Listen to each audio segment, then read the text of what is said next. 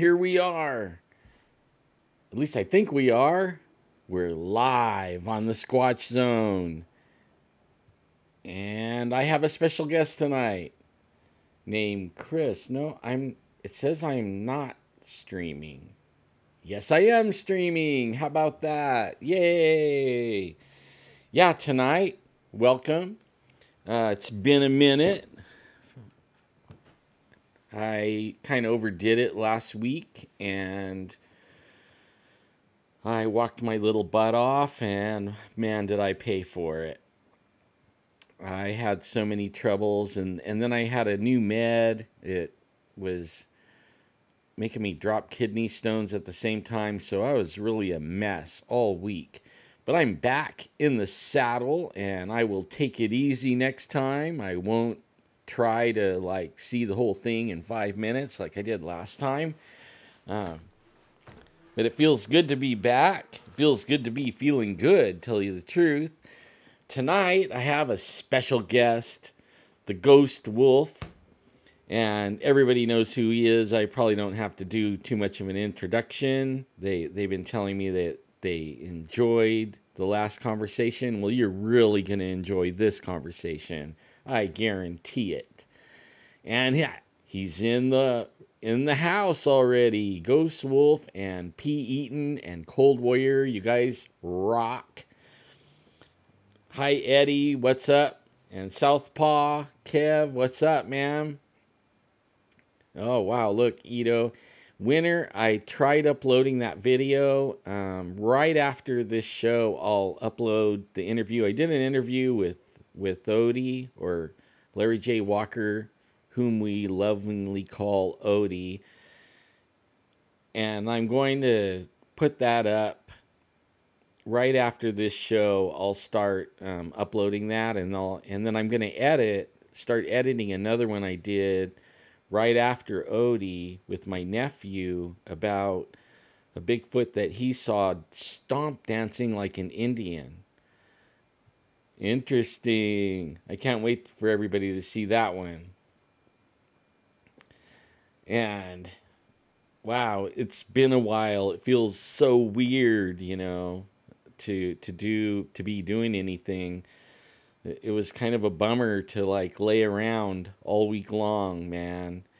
I tell you, anybody that's healthy and has both legs and all that and can do things, first of all, hug your loved ones. Second, start checking off your bucket list and do those things, because if you're not having any fun, it's time to change what you're doing and start having fun, because your whole life could be changed just like that, like a snap of the fingers, and then you're all different and you have a different life and everything's different, and you don't want to be like that, and you don't want to have any regrets either. That's the part. I am so glad that I followed my heart and my gut on everything, and I really don't have any regrets. I have a little bit of I don't know what you call it, mourning for the things that I can't do anymore, but only I'm working constantly on ways to get around that and still do the things I love to do and go the places I like to go. What happened was I went to the Home and Garden show, and the last time I went to a Home and Garden show, I thought I was only gone 2 hours. I even told my wife, I'll be back in a couple hours, just a Home and Garden show, no big deal. Man, the Home and Garden show, what happened? It's a big deal now. I mean, it's a big deal. There is it was at the fairgrounds, right? And the last time I went, it was 2 buildings. That's it. And I was in one of the buildings selling worm poo, and I actually sold out that weekend, which was kind of cool. Made almost 30 grand on worm poo. But so I was thinking it was like that. And then I got over there, and it was crowded. Parking was like crazy. It was a good thing I had my handicap parking permit, because we would have been 5 blocks from the place without it.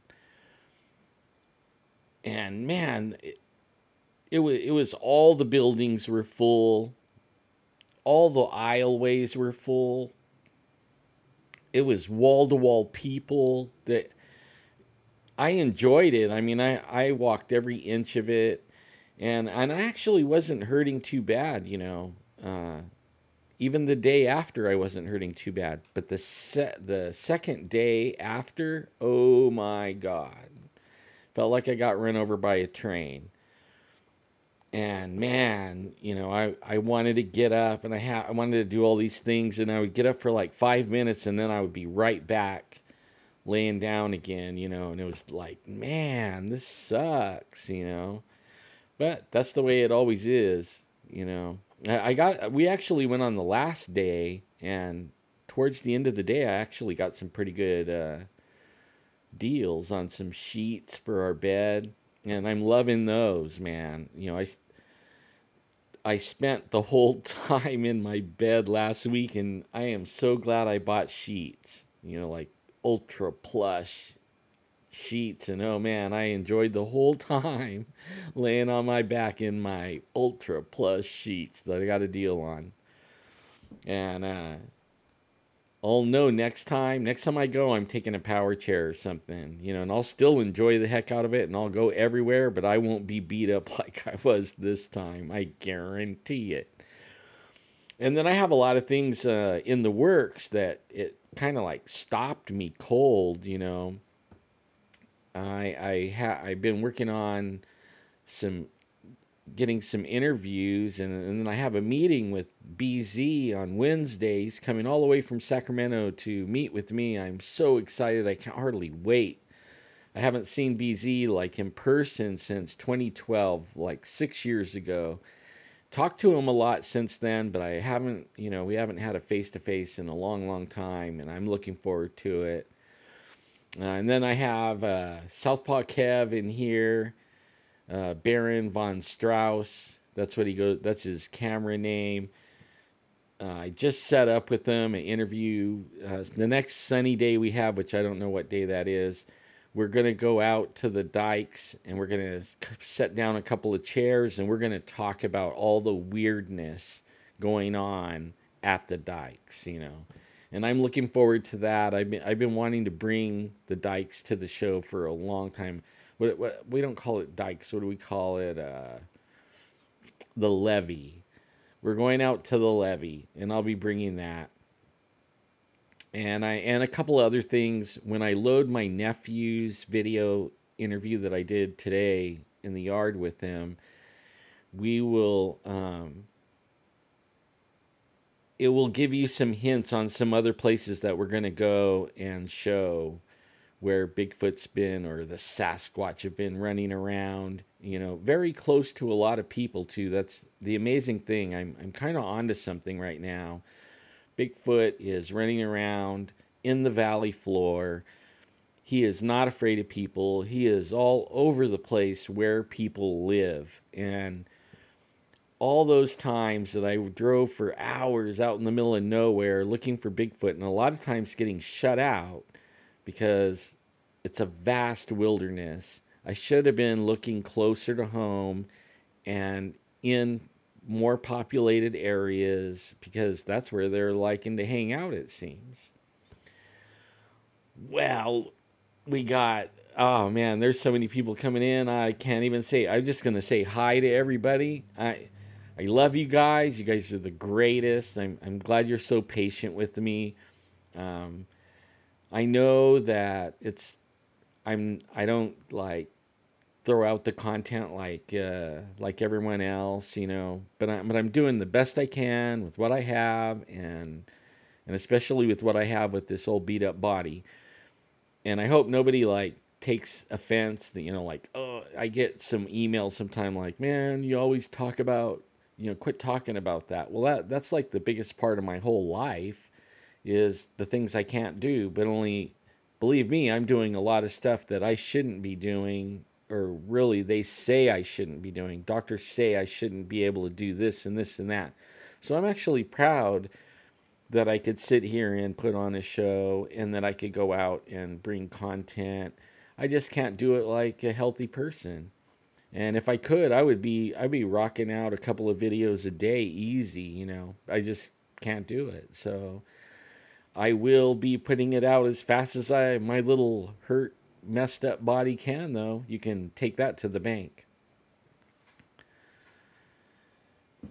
Yeah, that's how I see it too, man. It's my stream. I can talk whatever I want, but only I like to keep it interesting and stuff. And I understand that there's a lot of videos out there, and there's a lot of people bringing content, and I even like that week I was in bed most of the week. I watched a lot of videos. I watched this Sasquatch or Bigfoot 2 documentary on YouTube, and it was interesting. It almost seemed like the guy was picking my brain, you know, on the things that he's talking about Bigfoot.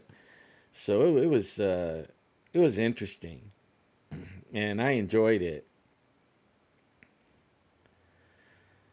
Yeah, Patty.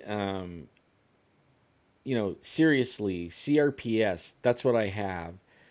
And for those that are new and just coming in, that is, you can look it up on Google. It is the highest pain known to man, to humankind, I guess. I guess man's not a good word to say anymore, you know, but humankind, it is the most painful. And most people don't do it, can't do anything, you know what I mean? But only I push it. I actually push it to the limits all the time. I let it win for like 5 years, and then I got to the point where, you know what, I'm gonna be in serious pain just sitting here. Why don't I just be in serious pain and do something while I'm in serious pain? And I decided that I would start doing that. Started off slow. Like the first thing on the agenda was walk. I had to walk. I had to get out of the chair and walk. And that took me a little while. And once I was out of that chair, I never looked back.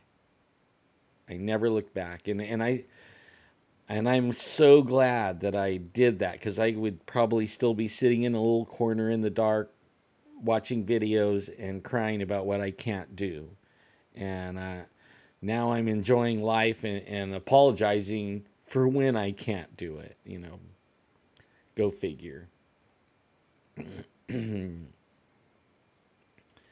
Oh, believe me, I've tried everything. CBD, ABC, you know, XYZ. I actually, this April 1st will be my 18th year anniversary with RSD/CRPS. And I've ran the gamut for reals. I mean, there was 3 years I was on so many heavy drugs that I mean, they give me whatever I want. I mean, the pain is that serious. I could ask the doctor for anything and I could have it. In fact, they're always telling me to take more than I take, because when I go in, I complain, you know, this hurts, that hurts. They're like, yeah, well, you know, it's going to hurt, but we can help that. Here, take these long-acting things and take this and take that. And the next thing you know, you're not even in this world. You know, you still feel the pain, though. That's the weird part. The pills don't take all the pain away. It reduces it, and it makes it where you don't care. In fact, 420, you know, like weed, that does it too. You know, you could get some edibles and eat some edibles, and you won't care that you're in pain. You know, you won't be out of pain, but you just don't care. You know what I mean? Just like, you know. But I guess that's enough of that. I just wanted to say sorry about being gone so long. I know it seemed like a long time to me. Maybe it did to you guys, but a week for me, that was a long time. It seemed like a long time. Time just goes, slows way down, you know. But only I'm back, and I can't guarantee I won't push it and wind up messed up again for a whole week, but I guarantee that I ain't gonna stop. You know, like I might slow down and I might disappear for a week or so, but I'll always be bouncing right back. As long as I'm breathing and walking, you will see me. Even if I'm not walking, I guess. As long as I'm breathing, you'll see me coming out. So man, there's all you guys are so cool. We got P. Eaton and Pam PR. I can't wait. It's warming up, and I'm seriously have all these plans for field trips out. Like as summer, turns on, spring and summer turns on, I'll I'll be in here maybe once a week only doing the live stuff, maybe twice a week, but I will be bringing a lot of recorded stuff then. And I can't edit, so right now the computer can't handle editing very well. So what I do is I try to they call it jump cutting with the camera. So I try to actually set the shots up where I'm not doing a lot of editing. I'm mostly just piecing pieces of video together, and the computer can handle it. It takes a little while for it to render it and save it into a format that I can upload. And I will be doing Skywatches for sure, and bringing cameras in. I'm going to be going live at the Skywatches with my phone. That is for sure. And it feels like it's warm enough right now, but it really is. And it's supposed to rain for like another week. You know, I'm like, vroom, vroom, I'm ready to go. And then rain, like, ah. But we need the rain, so I'm not going to complain. And I heard that we're going to get like 2 feet of snow in the mountains. That's going to be excellent because I don't plan on just only squatching in the valley. I still have a lot of places in the mountains that you guys haven't heard about. That when we were doing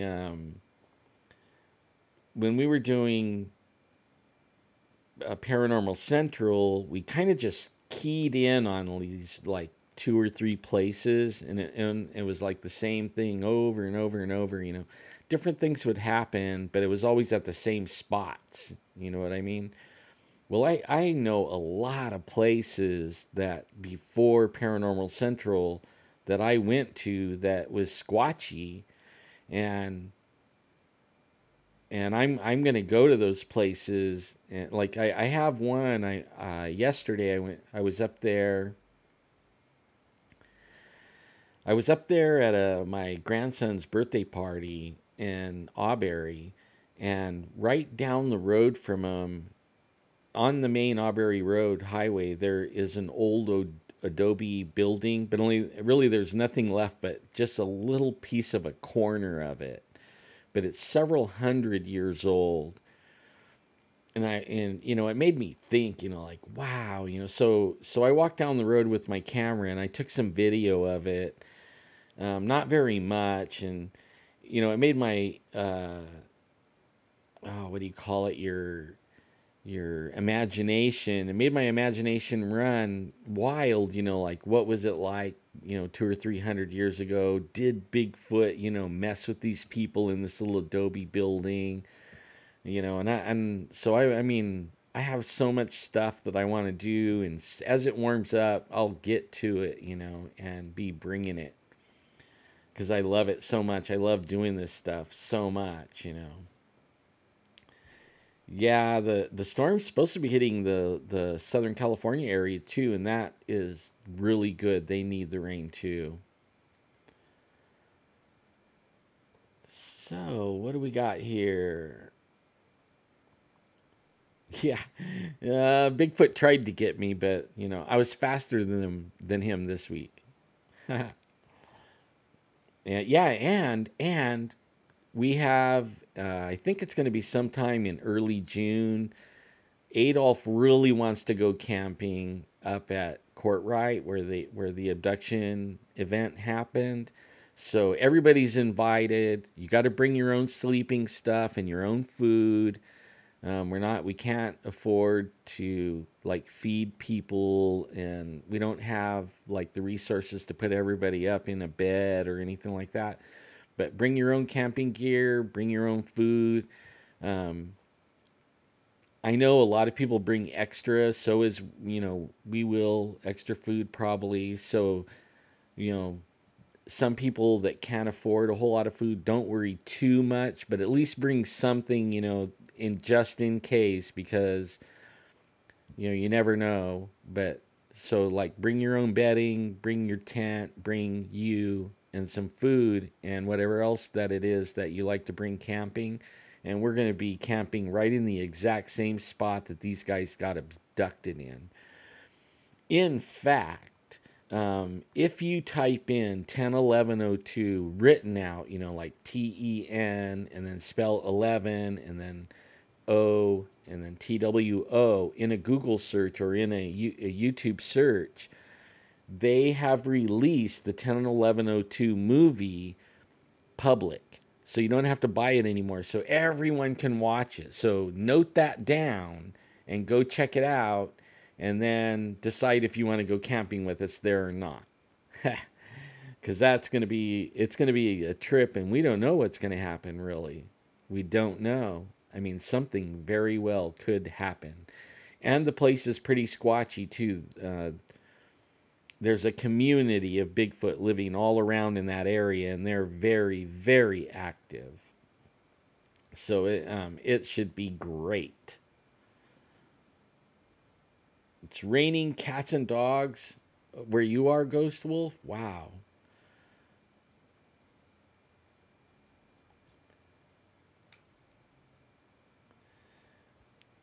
Yeah, I'm looking forward to meeting everybody, and I know because I don't know the exact date. Adolf and I have been working on that. We know like early June, one of the first or second weekends of June is probably when we're gonna do that, and I'm looking forward to it because I know people can travel. Like they can take a vacation, and there's some people that don't live real far, just a couple hours from here or there, and they'll be able to go. Like all the people that live in Southern California probably can, make it up this way. So it might be really fun and interesting. I'm really looking forward to it. How you gonna thumb it to Cali? I remember back in the day, remember the thumbing it used to be like the best way to travel. I guess I'm old because I remember thumbing it everywhere, going my way. That and having a pager. Remember that? And I got my pager number. Share the pager. Yeah, there's plenty of room, plenty of camp spots. We're going to nail down. You know what, Cold Warrior? There was a couple of times that I thought I was going to die, like thumbing home from the tavern and got picked up by a drunk, and he was running red lights and going 100 miles an hour and thinking it was funny that he was scaring us. And I thought I was going to die that night. Actually cured me from thumbing it. That was like, I'm not going to hitch a ride anymore. I'm just going to streak everywhere. No. Cool. Right on. You know what, Ghost Wolf? I still have that headlamp that you gave me, and I use it all the time still. When the battery dies, I'm going to figure out how to take it apart and change the battery. I love it that much. I never seen one like it, and I haven't, and I still haven't, and I've looked, and I still haven't seen one like it, and I love that one, man. Hey, Adolf. Yeah, in fact, I was just talking with Adolf. We want to get together and, like nail down a weekend for this camp out trip, because I'm looking forward to it. Seriously, I am. Yeah, so Chris, Ghost Wolf, I'm ready for a call if you are. I'm not. I have to turn everything off on here so that I don't hear everything. There we go. So I'm all turned down. So whenever you're ready to call, you can call. And yeah, the one we've been messaging, call that number. That's the one I have hooked up. It has the best signal. Should sound the best. What? Aw.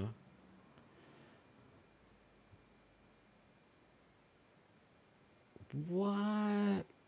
Oh man. Who ever heard of that? Man, what a mean vet. Just because that you couldn't pay, they wind up like not. Jeez. Oh, I could hear myself.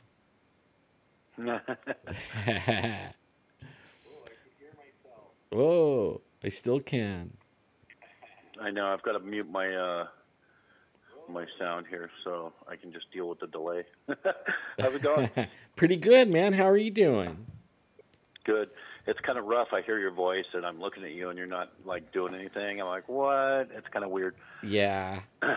I'm doing really good. How are you? I'm doing really better. Like a lot better.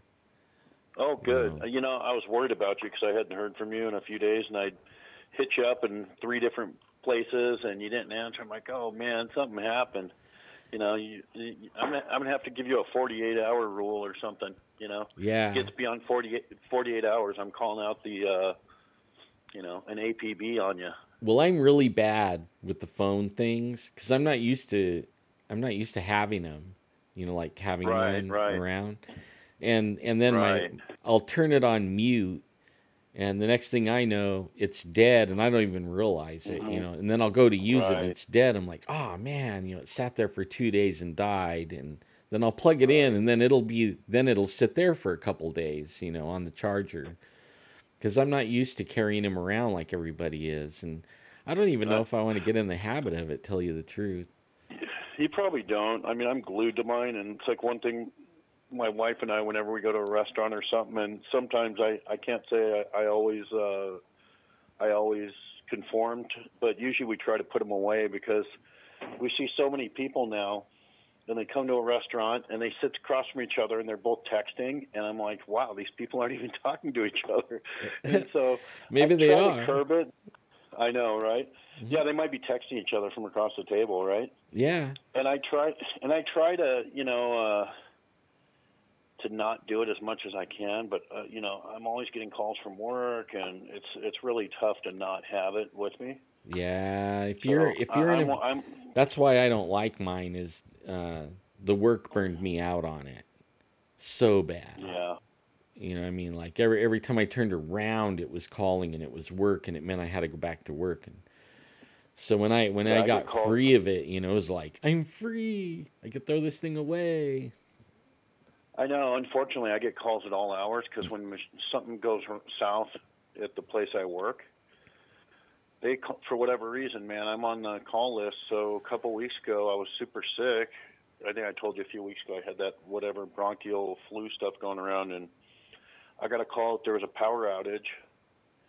And I was like super sick, and I went back there at 12:30. I worked all night till like 8 in the morning, and then just like, you know, hobbled home. It's like a 30-minute drive, and so we had a power outage, so someone had hit a power pole, and when things go down, we've got literally hundreds of thousands of dollars worth of stuff that can go south if we don't, you know, react properly.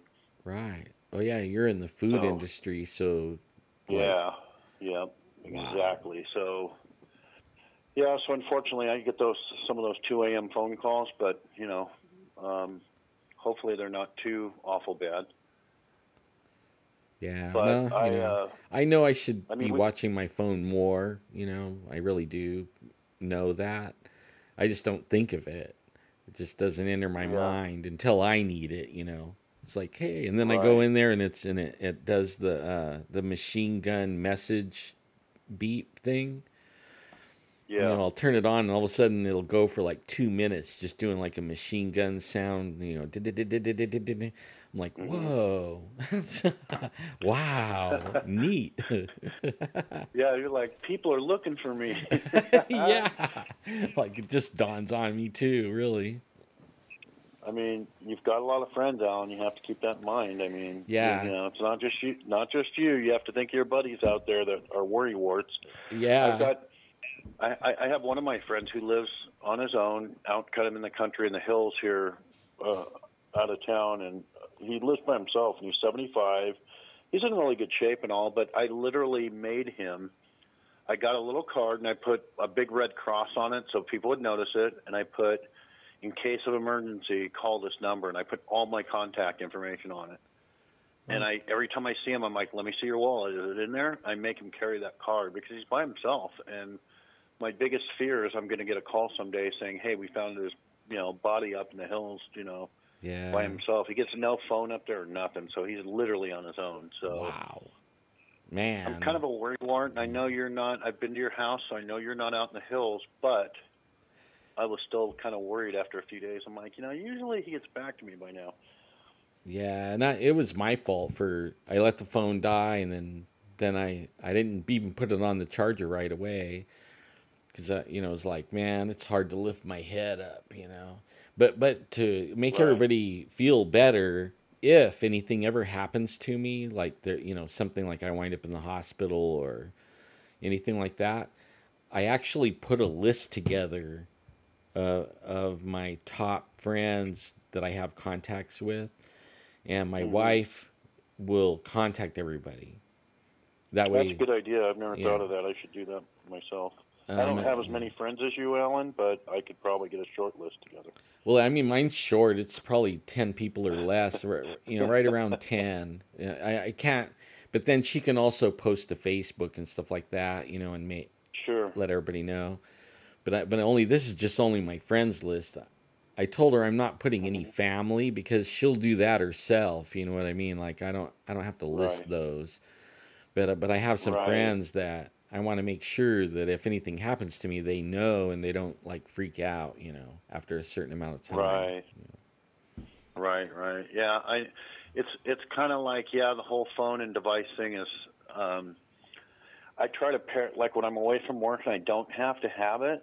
Like I said, when we go out to restaurants or we're together, I'll put it on silent. I won't, I don't feel, although I'm kind of connected to it sometimes, I don't feel that I'm, one of those mindless robots that's going to be texting in a crosswalk and walk in front of a bus or, something as ridiculous as that. But I see it every day, and I see people on the freeway totally looking down, looking at their phone, and texting. It scares me to death. I try to get away from them because I'm thinking, okay, any second now their boyfriend or girlfriend, whatever, is going to say something they don't like, and they're going to get mad and swerve into me. So I try to get away from them. I see that too. That is scary. I mean, there was that in mind next time you see a guy texting on the road. There's a bus. They have a charter bus looking thing. It's a black one. All the windows are all darked out.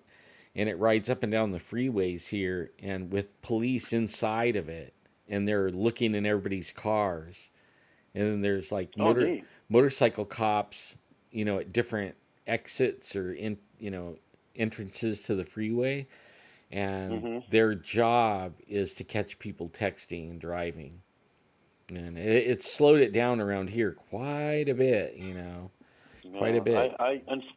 Yeah, unfortunately, I see it every day. I drive 30 miles on the freeway each way. Luckily for me, there's no traffic, so it's basically, it's the 101 up in this part of the state is just 2 lanes in each direction. Oh. And so it's a lot easier to drive 30 miles takes me, 25 minutes. And I very rarely take my cruise control off. I usually listen to something on YouTube or, music or whatever. And I just relax. I don't drive fast. I mean, I drive a Tundra now, and I got a camper shell on. So, I mean, it's not like I'm in a race car. I just, I put it on 75 at the most time between 70 and 75, and so I don't get a ticket. And cops fly past me. They don't bother with me. Well, you're probably sitting high enough where you can see in people's cars too and see what they're doing. Oh yeah, yeah. I can always see, and I tend when I see people who are distracted, I tend to stay away from them. Yeah.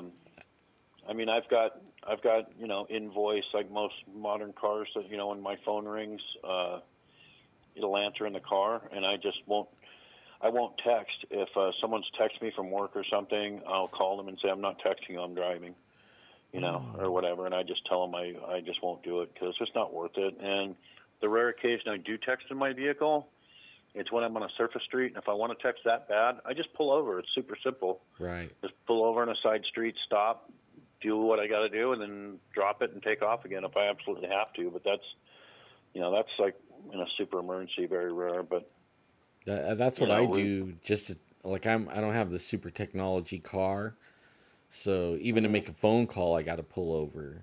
Yeah, that's what I used to do. Yeah, before I got a car that had a thing, I would just pull over thinking, you know what, it's not worth the ticket or the hassle or the danger.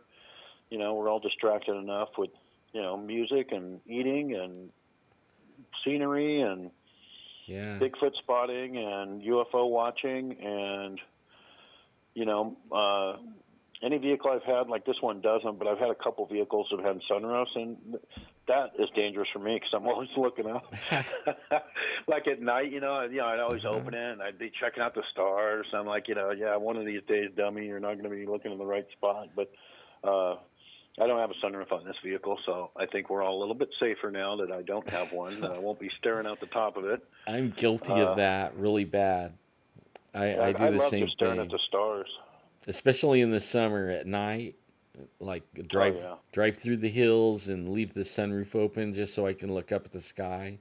Even though I have I've seen some stuff like that too, believe it or not, I've seen a couple weird things like that. In fact, my first, I'll call it a UFO only because I don't really think it has any explanation, was many, many years ago. One of my little secrets is I played competitive ice hockey for a lot of years. Really? And this was when I was really young. I was on a California state national team, and we had to drive from Southern California. We had to drive up to Sacramento. And I was so young. I think I was 17 or 18. And you're playing pro? I wasn't pro, but I played at a fairly high level. I was like maybe at a semi-pro level for a couple of years. Wow. And I was so young, and we were all so young, these guys' parents wouldn't let them go unless I drove their station wagon. So I had half the team in the wagon, and there was another guy in a pickup truck, and he had all our gear in the back of his truck. And so we're driving. We're in the middle of Mojave, and there's just a billion stars out. And we're going to Sacramento, so I'm guessing we're on 99. I'm guessing, or something like that, right? So we're headed, and out in the distance, I see these two little red lights, and they're kind of wobbling back and forth, and they look like they're connected. Like if you saw. Like if there's two lights and they're connected by a bar, and they're just almost like as if an airplane was tipping its wings back and forth. And so we're staring at it, and it's really big, and we're like, wow, that's really big red lights on an airplane. And so we're watching it, and as it's swiveling, back and forth, all of a sudden it starts going to like, at first it was like 2 o'clock, 7 o'clock at the most, and it started going more and more until it was like 6 and 12, and then it started going like more than halfway. And by this time, we're now honking at each other and pointing at it. And so we're all looking at it, and then all of a sudden it's going faster and faster, and then it turned into like just a pinwheel, like a big red circle, because it was going so fast, and then it shot straight up and just disappeared.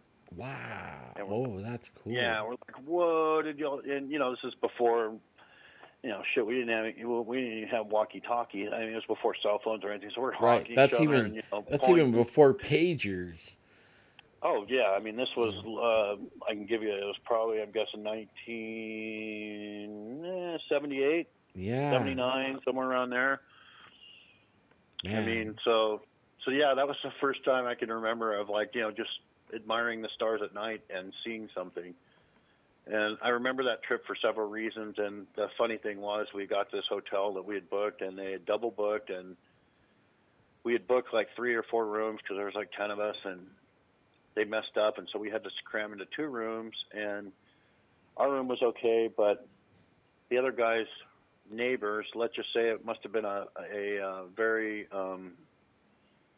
romantic couple, let's just say, that kept them awake all night. And so it was like the funniest thing because half the team got no sleep, and the stuff you do when you're young, right? So we played like 2 or 3 games in one day, and then we went to the American. I mean, never forget this. We went fishing on the American River, and someone dared me to swim out to the sandbar in the middle of the American River, and somewhere I've got a picture of myself standing in the middle of the American River, and we swam back to shore. We spent the day there, and then we drove home.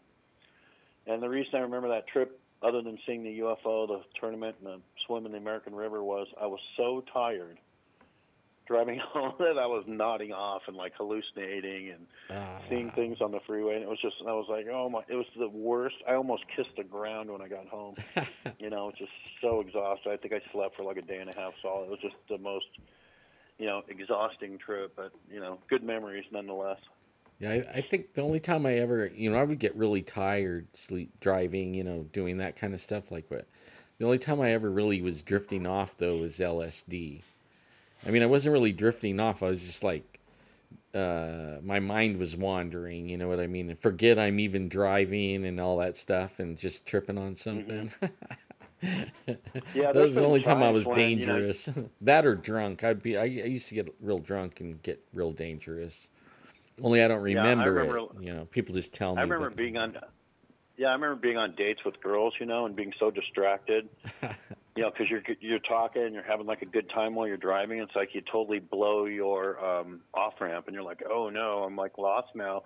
And it's like you don't want them to think it's like a ploy, but it's just it's kind of funny now that sure you're lost, oh you're out of gas too. No, that never happened. I never ran out of gas, so I never pulled that stunt, but. I don't know if you've ever done this, but you're so into the conversation that you kind of, and it's probably not the best driving because you're kind of not concentrating on the driving, but all of a sudden you kind of like snap out and you're like, oh man, I'm like 10 miles past where I wanted to be or something. It's really funny that the way that happens or where your brain just kind of takes over, I do that like still now. I mean, that's something, that's why I stopped painting. I was a painter and I could paint a whole house inside. And when I walked outside, I couldn't remember doing it, at all. Wow. And my mind, I mean, it looked beautiful, but only I don't remember one thing, painting it. And then I've done that driving, like be driving along and then realize that I passed my street, but I don't remember driving there. You know what I mean? Like my mind was wandering, and I guess I was driving all right, but. But it's funny how your mind does that, but secretly, like, you don't crash or anything. I don't know what you know what I mean? It's kind of like it's always been kind of strange to me. Your brain can kind of check out for a little bit, and however, you still don't hit anybody. You still don't, you know what I mean? It's kind of hard to explain. I hate to sound like a dangerous driver because I'm not, but, but I mean, it doesn't happen often, obviously, but I mean, the few times it's happened, you're like, oh my God, I can't believe it. I was that distractor or whatever. And you know how it goes when you put your mind into like neutral, and. Yeah. Well, really, my mind's not in neutral. Everything else is like, I guess I put myself on autopilot and then I'm thinking about stuff, and I just don't recall what I was seeing while I was on autopilot, while I was like thinking about my next project or whatever it was, that I was doing. It's interesting. Really interesting. Yeah. So like we were talking the other day and you were saying that you've been having some new incidents over at the plant. Yeah. It's, what, it's both it's everywhere, but the house, and that's good then. And I've told this story before, but it bears repeating that when I moved in this house, and I don't want to obviously go down my my past again, but for those of you that knew that this is the first home I've lived in 50 some years that I'm comfortable in, and what I did was people can be non-believers if they want, but my wife came 2 months after I did up here, and I was by myself and talked about painting. I was painting inside, and I was living out of my motorhome until I got the house finished. Oh, that's cool. And I one day I was thinking about, wow, this house has a really good vibe, and I don't want to live the way I'd been living in these other homes. And so I literally got on my knees and said out loud, God, please, I'm begging you. I don't want to live in a house like this, like the ones I've been in before. I need one place on earth where I can have protection. I don't want to experience this stuff. And I prayed for what, I've never done this, and I don't know what motivated me to, but I prayed for 6 angels, top, bottom, all 4 sides. Wow. And I said, please protect me. And I think I said this last time, I know it works. Right, yeah. And I 1,000% know it works, because I've seen, and I mentioned this last time for those of you who didn't hear it, but on my neighbor's house one day, and I mean, I'm staring at this thing for like 5 seconds. This isn't nighttime. It's not out of the corner of my eye. It's dead on. And I see this thing standing on my neighbor's house, totally black, shadow person, wearing kind of a cloaked, long thing, almost like, I say it's like the chess piece, like the knight of the chess piece, kind of just staring. And I could feel like the anger and I'm looking at it, and I'm almost laughing at it, saying, yeah, I bet you wish you could come on this property, but you can't. And I've seen it, like I said, you know, I've seen it with my own eyes. And, you know, there's been, I haven't even ever mentioned there was a miracle that happened in my life. I shouldn't even be on this phone talking to you guys. I should be dead. And I'll, if you guys want to, after I get done with the current events, I can tell you about what happened in the past. But this was, and correct me, Alan, if I don't know if I've told the story about the surfing story yet, but that was kind of a miraculous story. I don't think you have. I'm the same, one, man. well, I shouldn't be here yeah. either, really. I was thinking about that today. And that surfing story is a mind blower, and I've used it, you know, to talk to people before and try to make them understand. I don't wish anybody to have a near-death type experience, but I really wish people could have just one little miraculous event so incredible that they can't explain it, and they would know what God's power is and know what God can do for those people who not only need him, but will reach down in the depths of their soul and ask. Like, all BS peeled aside, no pride, no nothing, right, but really down just to the raw essence of your being, where you're asking the creator of the universe, I need help, God, please help me. And when you see it happen, you're like, you think to yourself, wait a minute, what happened? But it's happened to me several times in my life. I'm lucky. And just as a tiny example, and then I'll get into current events, but just as a tiny example, smoking. Okay, some people smoke, some don't. I'm not for or against it. My wife still smokes cigarettes. However, I was a long-time smoker, quit several times, and finally I was tired of it.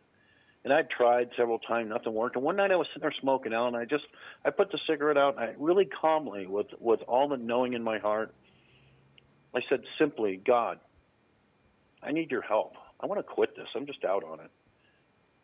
So I'll make a deal with you, right? Yeah. If you, no, and the deal was, if you don't give me any like cravings, I will promise to do my part. And so that's all I said. So the next day, I made my morning pot of coffee. And those of you that smoke or have smoked, you know that when you have a cup of coffee, first thing you want is a cigarette. Yeah. Yeah. And I looked over at the ashtray. I left all my cigarettes in the ashtray and everything. I didn't throw anything away, nothing. And the next day, I had no craving, and I went to work, and all my buddies, hey, Chris, come on, let's go out for a smoke. And so I did. I went outside with them. I just didn't smoke. And I didn't have any cravings. That's the big test, because that's, the yeah, coffee or all the buddies smoking, man, that's my weakness, Yeah. That's where I fail. One day turned into a week, and that turned into a month, and that turned into a year. And I'm proud to say that next month in April will be six or 7 years since I've had a cigarette. My wife still smokes. Doesn't bother me, not one bit. Man, that's a And trip, so, huh? I'm telling you, there can be people who look at me like I'm crazy and think I'm full of it and say the Bible's, bull and God's for weak, stupid people. And I'll be the first one to tell people, if you live my life, you sure wouldn't say that. See, I have one like that, and I don't know why I still smoke, but he's taking everything else from me. Not taking it, but I asked him to, just like you did. And told him I was too weak, like I could not stop. But like for me, the one thing. I mean, I already had a lot of faith and everything, but the one thing that really sealed or set in stone my faith to where it is today Uh is huh. when I got hurt. And you're sitting in a wheelchair, you're in so much pain, blinding pain. They haven't figured out what meds to give me or anything. In fact, they don't want to give me any. Because they look at me and they're like, "You look fine, right? You're fine." They can't believe that you're going through that much pain. And then, like I was the guy that would hustle paint jobs or fix people's cars or haul garbage with my pickup truck, and I mean hawk things or sell things or hustle up. I had 6 kids, so that I became the king of bringing the bacon home, and putting the dinner on the table and stuff like that. But then all of a sudden, I was in the position where I couldn't do any of the above, right? All I could do was sit there, and I couldn't count on anyone either. You know what I mean? Like I tried to count on people, and I couldn't even count on people. I don't, for a minute they might help, but then they get burned out on it because it's a longer than a minute thing. It looks like, uh-oh, a life change with this guy. Got to dump him. He's making me work or whatever. So then here I Yep. am sitting there and I can't pay my rent. I can't get the groceries. I can't keep the power on. I can't keep the internet on. I mean, all those things, I'm facing all these bills, and I can't pay them and I don't have an income and I didn't know what I was going to do. So I totally had to not worry about it and just give it over to God. All of it. And then do my best not to worry about it and trust him. And it was, I don't know, several months later, as I'm working on just not worrying about it, you know what I mean? Like actually having to pray, like, don't let me worry, because you'll worry yourself to death. It'll cause you problems. Worry will. Only then, after a few months, I realized the lights never went out. The food was always on the table. All the bills, even though they weren't paid, the people weren't coming after me. They weren't, it wasn't killing me. You know what I mean? There was nothing happened. I didn't do anything. I did absolutely not one physical thing or make a phone call or anything. And God took care of everything supernaturally. And Right. You remember what it says in the Bible, Alan? It says that when Jesus was talking to the apostles, he says, "Don't worry about where you're going to get food, because God even provides for the sparrows, and how much greater are you than a sparrow?" yeah, well, 5 years, okay? 5 years went by, and that's with zero income, no money coming in, zip. The power never got shut off, the utilities never got shut off, the internet never got shut off, and I didn't go hungry. Every need was Yeah. met. Every need was Right. met. How did that happen? Only God. So now, Yep. like, it's easy for me to not worry about things. And then I watch other people worrying about really smaller, minute things. And I mean, actually panicking and freaking out. And I can't even understand that now. You know what I mean? Like, if they knew what I knew, that would not even be a thought. I mean, you would not be worried about it. I mean, it would have to be really seriously bad before you start worrying. I mean, it would have to be somebody holding a gun to my head, praying they're not going to pull the trigger almost. I mean, that would, and even that doesn't even scare me now. I mean, not, God takes care of his. When you trust him and put it in his hands and don't keep it and worry it, he will take care of it. I'm living proof. Honest to God, I'm living proof. And with good comes evil. And, you know, the other side of the story is, you know, for those folks that, you know, think they're fooling anybody by the things they say, the things they do, the way they live their life. And I'm absolutely no preacher, and nor am I very perfect by any means. I tell people I'm a God's work in progress and with a long way to go for me. But with that said, the problems I'm having lately are directly related to people I've helped recently and people I've turned on to God and everything else. And before I came on tonight, I said a prayer to protect myself, because it never fails. Whenever I talk to someone, bring them to God or help them, it's attack time.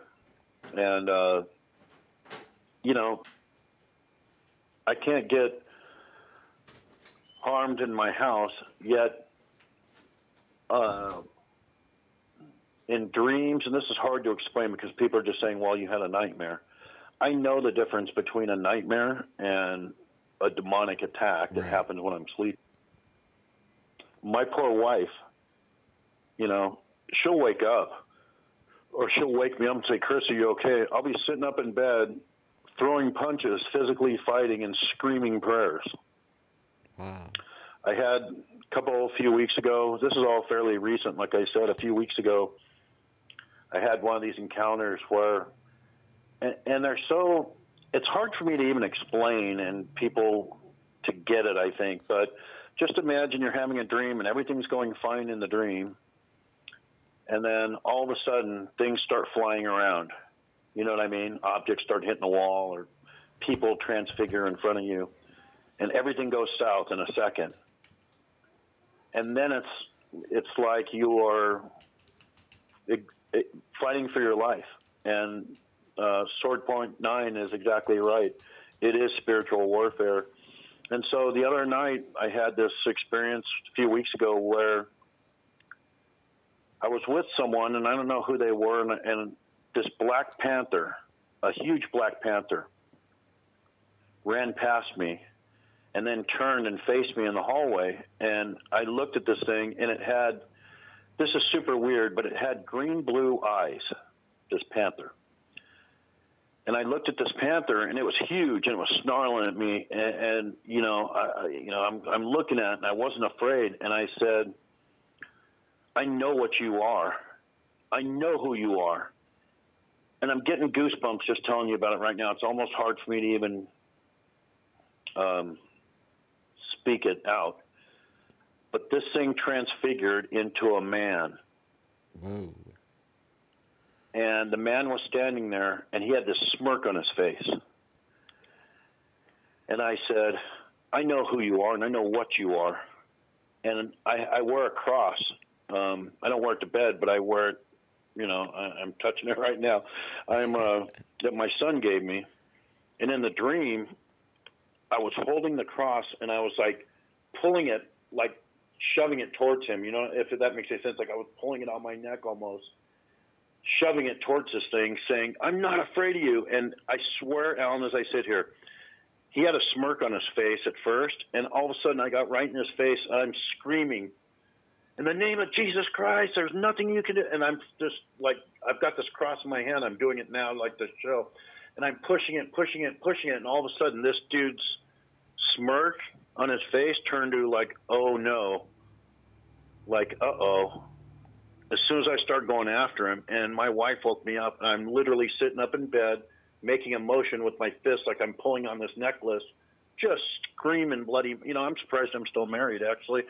And so the next day I woke up, and I woke up, and I'm like, you know, pretty shook up, right? And so the next day, of course, I Google, you know, demons that are I forget what I Googled, Black Panther demons that transform into man, and guess what? There is one. and I'm not going to say his name because I don't want to invoke it. Right. That's right. Don't say it. Yeah, I won't say it, but That's that amazing. was So like, there's other people that have seen this in dreams or a vision like thing, or have they actually seen it? You know what I well, mean? no, Like, I mean, there's a demon that exists that transforms from a panther to a human. oh, Real demon, and they say that he's like the captain, like the head guy of all the demons. Like he's right. like the team captain, so to speak. That's what And they say. The Shadow Man. That's what they say about the Shadow Man. He's like the boss of them. oh yeah, I mean, I've seen 1,000 of those things. Easy, 1,000. Yeah, and there's probably way more than that of them too. Oh, big time. And I've seen them different sizes. And the weird thing is, lately, and I don't know if you folks in chat are hearing this or not, that hear other, paranormal shows or whatever, but the ones I'm seeing lately are gigantic. I mean, they're huge. They're like, 7 foot tall, big, wide, like huge. One of my buddies at work, his name is Joe, and this dude's big himself. He's way bigger than me. He's like a lumberjack. I mean, he looks like a lumberjack, big red-haired dude, the red beard, big, burly guy. And he told me the other day, he goes, man, I got scared. He goes, I got scared to death in here. And this is at work again. I said, what happened? He's like, I was in the copy room making a copy, and he works late. He works nights till like sometimes 2 a.m. because we do a night shift where I work. And he says, yeah, I just knew something. I could just feel something behind me. So I turned around and looked, and there was this shadow. He said it was gigantic. And he said it scared me to death. I saw it for 2 seconds, and I just took off. And so then so I had a bunch of other stuff, like little stuff. But the other day, this is a good one, even for me. It just happened Friday, so it's 3 days old, 4 days old. Wow. So Friday I'm at work, and without going into too much detail, I went to the restroom, sat down to do my business, and all of a sudden, like in a phone, sometimes stuff happens that you see in creepy movies and it's real. And I always say, somebody that has real experiences must be doing these creepy movies. But I went to the bathroom there, and it was like 7 at night. And so there was people there, but they're all out in the bay. Like all the office people had gone for 2 hours, and I work in the office. There's nobody around. So I will go to the restroom. I sit down, and I was going to look at my cell phone just to look at, catch up on email or something while I'm sitting there, and all of a sudden the lights start flickering really fast. I thought, okay, this is a little creepy, but okay, lights flicker. While the lights were flickering, I swear as I sit here, I heard a baby crying. Whoa. Yeah, and I don't know about you guys, but paranormal and kid stuff really kind of freaks me out, and I think that, and I'm like, what the heck? And the lights were just flickering, flickering, flickering. When the baby stopped crying, the light stopped flickering. Whoa. So I'm like, okay, you guys want to play? Okay, fair enough. And that was it. That was the only thing that happened, but it was really strange. And what these things do sometimes is we all have little phobias or fears. And of all the paranormal experiences I've had,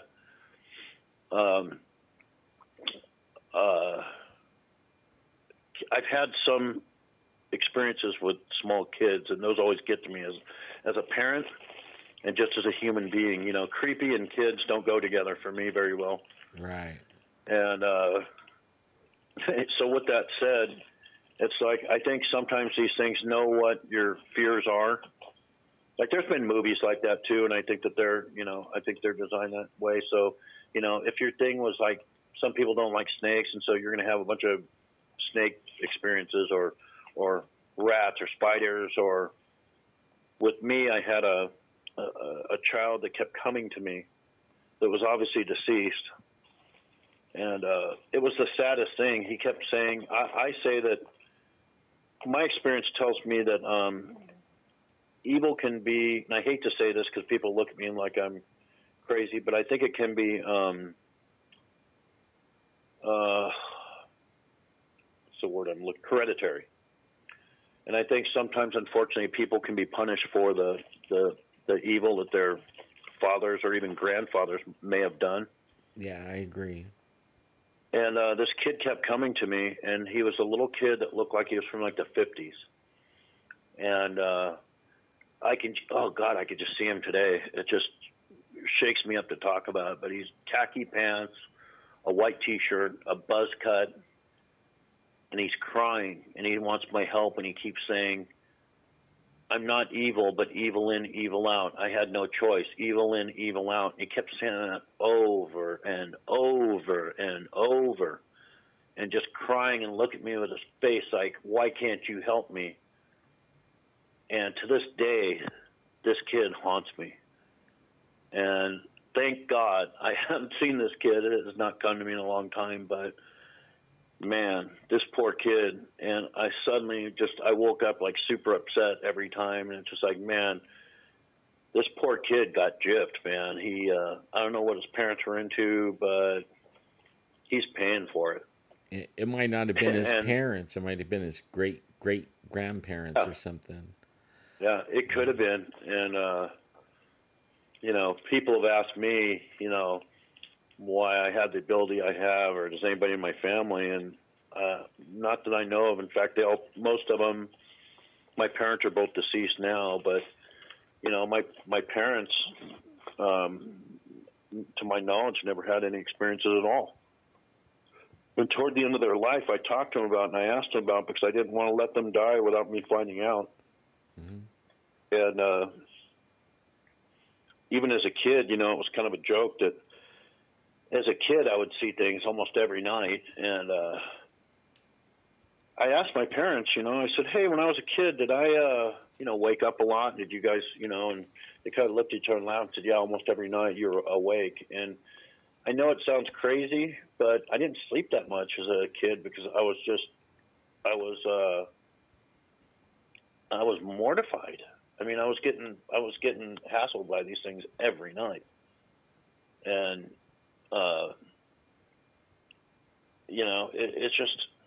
it's just really hard to explain. Like I was telling my wife, and I could say this because I'm among friends, because I really appreciate everybody listening to me and being interested in my stories and whatnot. But there's times now where I've got so much, I've seen and experienced so much that someday I just want to walk out in the middle of the desert or the mountains or something and just let it out and just like scream and cry, if that makes any sense at all. Yeah, it does. Because I have no release. Maybe when I'm dead, God's going to release all this, it's hard to explain. I get emotional talking about it, but it's it's hard. When you talk about kids, like when something that a lot of people don't think about is we're thinking, like when we start talking about like we like the kid that you saw, talking to you and everything. What if it really wasn't a human kid? You know what I mean? Okay, like yeah, it could have. Yeah, back in the day, before the flood, the fallen ones were having, picking anyone they wanted to have a wife with, right? And they were having offspring. And I mean, they did this so much that at the time, that's how come the flood had to happen. I mean, according to the Bible, the flood happened because everything was corrupt. Only one guy was found not to be, right? So that meant the whole bloodlines of everything, even animals, were corrupted. Now, what if, like the kids that people see in ghosts and in their dreams and stuff like that and they could be distraught. I'm not saying, because they have emotions and everything just like we do, because they're like part human, but they're not human, all the way human.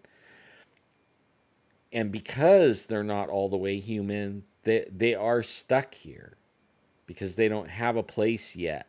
That God didn't create a place for them, right? That this was that He said they were be cursed, wandering the whole earth, looking who they could devour, right? Well, we don't know how many there is of them, or the ages of them, or the sizes of them. Like we know there was giants. We know there was. I mean, there could be billions of them all over the place, and So we wouldn't that could know. also You know that also could be what the black-eyed kids are. exactly. That is what I mean. See I mean, that's if I ever see something I one of those think kids, I about. hope. You know, right? Exactly. But something weird is going on too, because like I said, if something happens to me, you may know why, because I haven't gotten to the best one yet. There's more. Okay, the last time I talked to you guys, I talked to you, and I'm positive I went over the one guy that was from work that was seeing things and whatnot, and Right. he then said a couple things. Okay, so forget about him. There's a new guy now that's doing the same thing, right? And so I don't know what it is about my work, but this guy's talking to himself, and people are reporting he's talking back to someone and arguing with someone. So I'm talking to this guy in his office, and if you're not sitting down, you may want to sit down for this one. So I'm talking to him, and I said, well, and I'm asking him, I'm trying to be very caring, and I'm saying, do you have any issues going on outside? Have you seen a doctor? Is it something you can see? It's medical, whatever. And I said, well, do you hear voices? And he goes, well, not all the time. And then really fast, Alan, you know what he said? They told me you're the one. And I said, excuse me? He says, yeah, you're the one. And I said, his name's Andrew. And I go, Andrew, what are you talking about? And he goes, what? And I go, you just said they know who you are and you're the one. What do you mean by that? He goes, I don't know. I don't remember saying that. And I'm looking at this guy going, what the heck? Wait, he said it and then he didn't remember saying it? Like that quick? It was like someone else said it. Whoa. You know what I'm saying? Yeah, I know what you're saying. He said, quote, we know who you are. And, oh, yeah, you're the one. Wow. We know who you are, and, yeah, we know you're the one. Man, I wonder and he said we know. Like that means he has more than one, right? Exactly. Oh, we are man. Legion, right? Yeah. Wow. We are Legion. Dude, that's a trip. Right so there. something is going on, and I don't know if that's like an intimidation, ploy or something, but I take things very seriously. However, I'm very confident, and when the Bible says something, I believe it. When the Bible says whatever lives within you is greater than the world around you, there's your answer right there. Yeah. The world's currently controlled by Satan, but Jesus lives within me. So what is living within me is much stronger than the world outside. So it doesn't twist me up in a knot or anything when I hear these things. But I do find it interesting that I've said all along that anytime I help someone or whatever, I become a target. And, it's quite possible that, the next time we speak, I'll go, hey, remember when I was on last time and I said this? This is what happened. I fully, I'll obviously pray a lot before I go to sleep tonight so I can get a full night's sleep and everything else. But, the big thing for me is I just see it all around me, and I see things all around me, and people need to understand if you believe a single word or sentence that I say, evil is all around. It's becoming more numerous. The veil of our protection is getting less and less. And if you're not protected, you're all going to be victims, guaranteed. And I mean that with all sincerity, and I'm hoping that people listen to what I'm saying. Yeah, I agree. Keeping it in the same theme, while I was down for a week, just, laying around and recovering, I watch a lot of videos, and I know exactly what to search. You know what I mean? Like I have help. I saw Sword Points on here. He helped me with like search terms and stuff like that. And then it helps to have all the political stuff going on, which isn't really political. Okay, what's happening, and everybody should be listening to this. The political, it's not political. Okay, it's a system. All right, the political thing is a system, and we're in the end, and God's judging the system. That's what he's judging. It is like I hear some of these prophets saying that God's judging America because of all the abortions or this or that or whatever, right? That's not what's happening. The system is being judged. And mark my words, it's the what's running this system is pure satanic evil. Okay? Pure satanic evil, and has been for a long time. They hate that they're having light put on them that where they never had the light on them ever before. And we're going to see some amazing things because, like you said, the veil is getting thinner.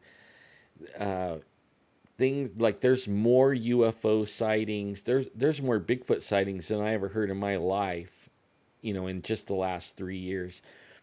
The black-eyed kids, I mean, I know people personally that has had run-ins with these black-eyed kids trying to get in their house, but they have to ask permission, right, to get in. And if you don't give them permission, they can't come in. It's like once you give them permission, though, you just gave permission to everything that comes with a black-eyed kid to come in. Only we're going to start seeing the end of this. We're going to start seeing the end of this evil that is running the system. We're gonna actually see it fall. We're winning. Everybody needs to keep praying because we're winning. We're winning right now. I don't know how close to the end we are for when our Lord is going to come back and set up his kingdom, his system. But only we're in where now we're going to start seeing things openly. So much so, the Bible says that people are going to die. Their hearts are going to fail from seeing what's coming upon the earth. Right? Yeah, I mean, here's the thing. They're not even trying to hide it anymore, right? I mean, left is right, up is down, black is white, good is bad, bad is good. I mean, look at the way our society is now. It's not just one issue. Like some people say, oh, God's judging us because of abortions. Oh, God's judging us because... No, God's judging us because we're going farther and farther away from any remote version of what we were before. In other words, 40s, 50s, 30s, 40s, 50s, let's say, we're a God-fearing country that we said the Pledge of Allegiance, we respected each other, we minded our own business, sexuality was kept where it should be. It's a personal thing. We didn't have to sexualize everything and talk about sexuality and all this stuff. You can't even say man now. Like they want to take the word man right out of the language. Like, oh man, we don't know what's going to happen when you have a woman pause, or it's not going to be menopause anymore or whatever. I mean, all that whole terminology they want to take out. But only what we're talking about, see, we didn't really do it. We were forced. They wrote laws that took those things out. Right? It was the system. Governor Moonbeam here in California, Jerry Brown, passed a law putting a third gender on our driver's licenses. So now when you go renew your license, I guess I can go say I'm not a he or a she, I'm an it. And that's cool with everybody. I mean, to me, God doesn't make mistakes. And when we start saying God made mistakes is where we go down this false path. And you've got these gender identity issues. And to me, this is just my belief. I'm not pushing it on any way, but since we're talking about it, my belief is God doesn't make mistakes. And if I'm born with male parts, that makes me a male. If I'm born with female parts, that makes me a female. And there is no confusion for me. It's just, that's what you're born with, that's what you are. Well, And I tell you, man, right now, the world doesn't know it yet, but like you might be one of the ones. Like the world is going to need people that has faith and went through a lot to get to where they are, because they're going to be looking for stability, and the world's going to be turned upside down, and they're going to need people that knows how to deal with what is going to be coming on the earth. And that's going to be us, man. I mean, it's going to be us that's been in the battlefield fighting for our life, really. And I mean, it's a different battlefield than, an actual war battlefield, but we still are fighting for our life against, shadows and things that people laugh about and make jokes about. But it's not going to be a joke for much longer. I'll tell you that. I mean, I've seen things, Alan, that I won't even discuss. Right. But same here. I've seen things so hideous, and so I don't even. There's no words to even describe some of the stuff I've seen, and it's absolutely, positively, 100% real. And anybody who thinks it's not, and like I say, the reason I like talking about these things is for a couple reasons. One, it does me good to share with people that listen to me that don't think I'm a nutcase. That's good.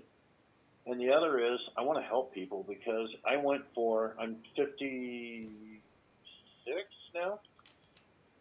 I'd say in the last maybe 10 years, I've learned to take care of all this stuff. So for 46 years, I was a victim. Right. It's a long time. Mm-hmm.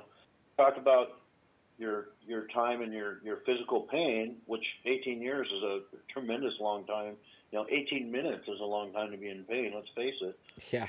So you put this into context and you think, it's like that old saying, iron sharpens iron, and, what doesn't hurt you, kill you, makes you better. And there's all these cliches. There's some truth to that. And, there's nothing that could shock me. There's absolutely nothing that could, scare me.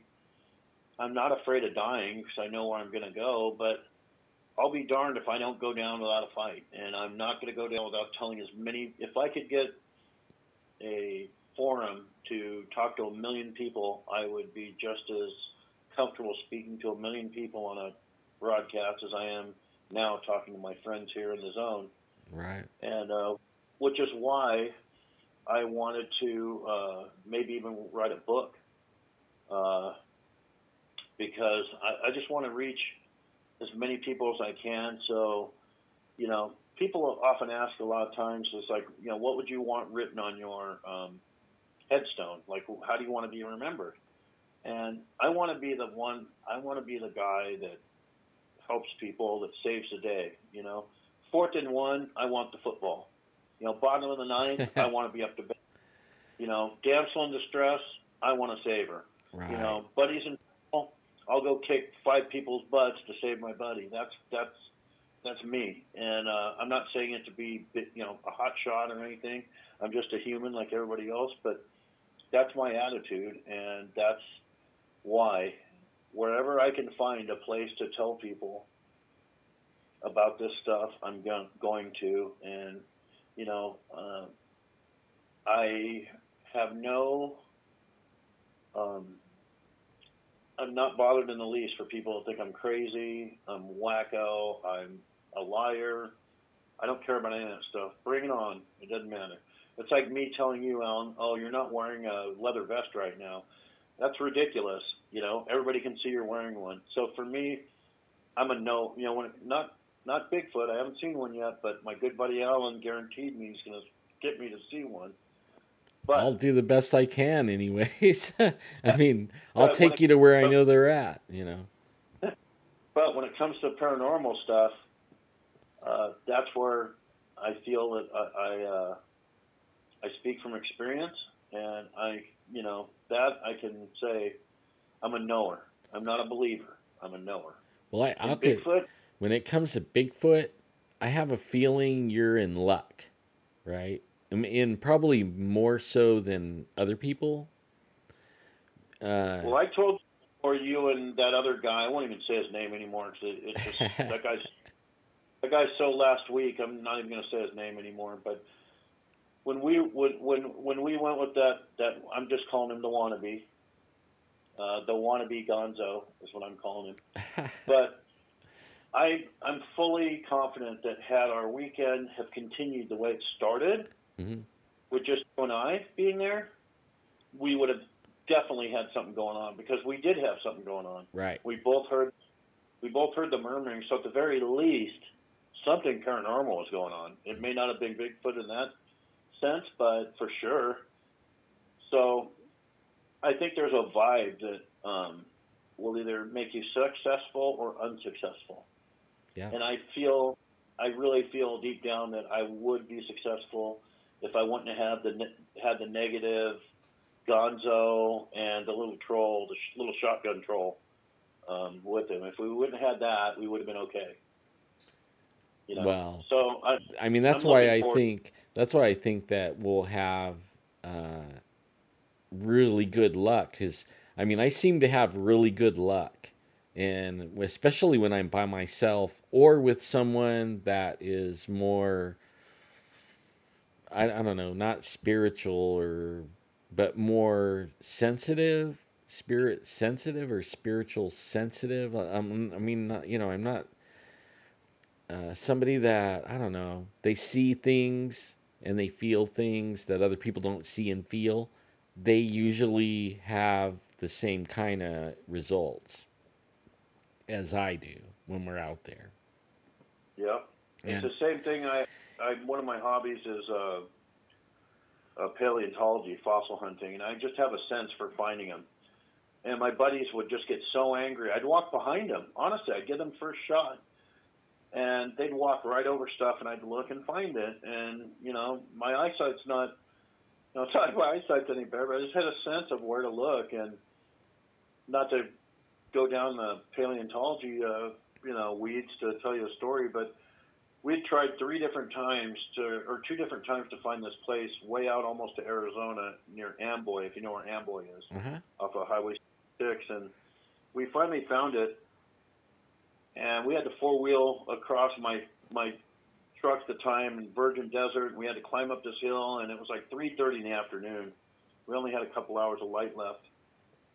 And there's a college class up there, and we were looking for trilobites, the little bug-like fossils. And there's 600, allegedly, I don't believe in billion-year Earth, but whatever. And it says they're 650 million years old. But anyway, so there was a college class out there of like 20 people on this hill and an instructor. And I'm watching people, and I'm finding a bunch of like half ones, but not a complete one. So I'm thinking, well, all the good stuff's probably underneath. So I bust out my hammer, and I crack about 6 inches of the shell down. And I find this beautiful whole example. And I go, oh man, awesome! I got a whole one. And this instructor looked right at me in front of his class and said, no, you didn't. And I said, sure I did. He thought I didn't know what I was looking for or whatever, right? And I said, sure I did. And I took my water bottle, I poured some water bottle on it, and I handed it to him. And the guy looked at it and goes, oh, congratulations, I guess you did. He goes, how'd you do that? And I go, I just kind of felt another good one. The biggest find of my life, I found a complete dolphin skull with the brain, which is unheard of. Whoa. Okay? Wasn't an undiscovered species yet. But when I took it, I used to collect for, next time I see him, I'll show you my little ID I had. I used to collect for LA County History Museum. I was a field collector. Wow. And I took this dolphin skull. Oh, no. So anyway, it turned out to be the only complete dolphin skull of its kind found on the planet. I found it. Okay? You know how I found it? I was sitting there digging with my buddy. I wasn't finding anything. And I looked to the left, and there was a square a couple feet down. It was just a square that we were actually using for a step. I was standing on it part of the day. And I went over and stood on it, and I got this immense feeling came over me, Alan. I looked at my buddy, and I says, I'm telling you right now, I'm going to find something special right under my feet. He goes, you're full of it. Go dig somewhere else, blah, blah, blah. There's nothing there. So I start digging away, and I get about a couple feet down, and all of a sudden I got this certain layer in this spot that we were in. And I knew when I got to certain colored dirt, that's where all the bone bed is. So I slowed down, I got my little scraper, and I started scraping real gently, and all of a sudden I hit something. I got my brush out, and I swept the top of it, and I recognized the top of the skull. I thought to myself, I'm not going to say anything, I'm just going to keep on doing this thing. And next time we're together, Alan, I'll bring the photo. Yeah. Or I'll actually take a photo of it, and I'll text it to you so you can see it, because I still have a photo of it when it was in the ground. Cool. And it was this complete dolphin skull. And I never would have found it had I not used my followed my gut or my sense. The gut feeling thing. It's hardly ever wrong. Hardly ever wrong. Right. And I don't know how some people feel about Jim Lansdale. He's the head guy on Killing Bigfoot. He's a co-founder of the GCBRO. He's the guy with the gray hair. Jim Lansdale. Do you know him? No, I didn't know. I haven't heard of anybody I haven't heard of that. Yeah, he's on did you ever watch a show called Killing Bigfoot? No, I never did. Oh, okay. Well, it was a show that's Cut the cable, man. He's the founder of GCBRO, which is Gulf Coast Bigfoot. But I've known him. I've never met him in person, but he and I have spoken for several years. And I've told him I'm kind of psychic as well. Mm-hmm. I've told him where there's some things are. And he's found them. I've never been to Louisiana, but many years ago, they shot one. And it was a big thing. It was all over the Bigfoot world. They shot one, and I could see where they shot it, where it went, who shot it. And I started telling him these things, and he started freaking out, going, how do you know this? We haven't even told people this. Our own group is the only one that knows this. And some of our group doesn't even know what you're telling me right now. Whoa. And I put things to this day. He sends me photos to analyze. Like someone took a photo at a Bigfoot spot, and it's just a flat-out ghost walking by. And I said, Sword Point. He's been on Art Bell several times. He's been on a lot of different shows. His name's Jim Lansdale. It's a Gulf Coast Bigfoot research organization. I don't think their group's that active anymore, but the Killing Bigfoot, it's on. You'd probably find it on like Hulu or something if you wanted to, Alan, to find it. It's a decent show. It's a little bit made, he told me it's a little bit scripted for his taste, but basically it's a bunch of guys that want to go out and kill one. Is that somebody knocking on your door, or is that somebody knocking on my door? Well, you may be experiencing something that's happened to me before. I was on a program a long time ago, and things started happening where there was a voice of a witch, like over the phone. And very interesting. Okay. And then this guy actually saw something. I was on Skype, and this guy actually saw, and I played it back, and I saw it. Someday I can dig it up for you, Alan, if you're interested. But you can actually see a light flash behind me, and you can hear something pounding, and I'm just sitting there, So I have had people, when I'm talking to them on cell phone and stuff, say, who is that? And I'm like, what are you talking about? And they're saying, well, we hear this witch, and she's saying curse words and talking about killing you. And I'm like, I don't hear a thing. And there's people that have sworn and gotten so freaked out they'll hang up and call me back. So, and I heard that Alexa's doing that. I saw that on Art Bell. It's so funny. Alexa's saying, like, creepy laughing or something. That's funny. Yeah. Well, that's another thing that happened at work, though.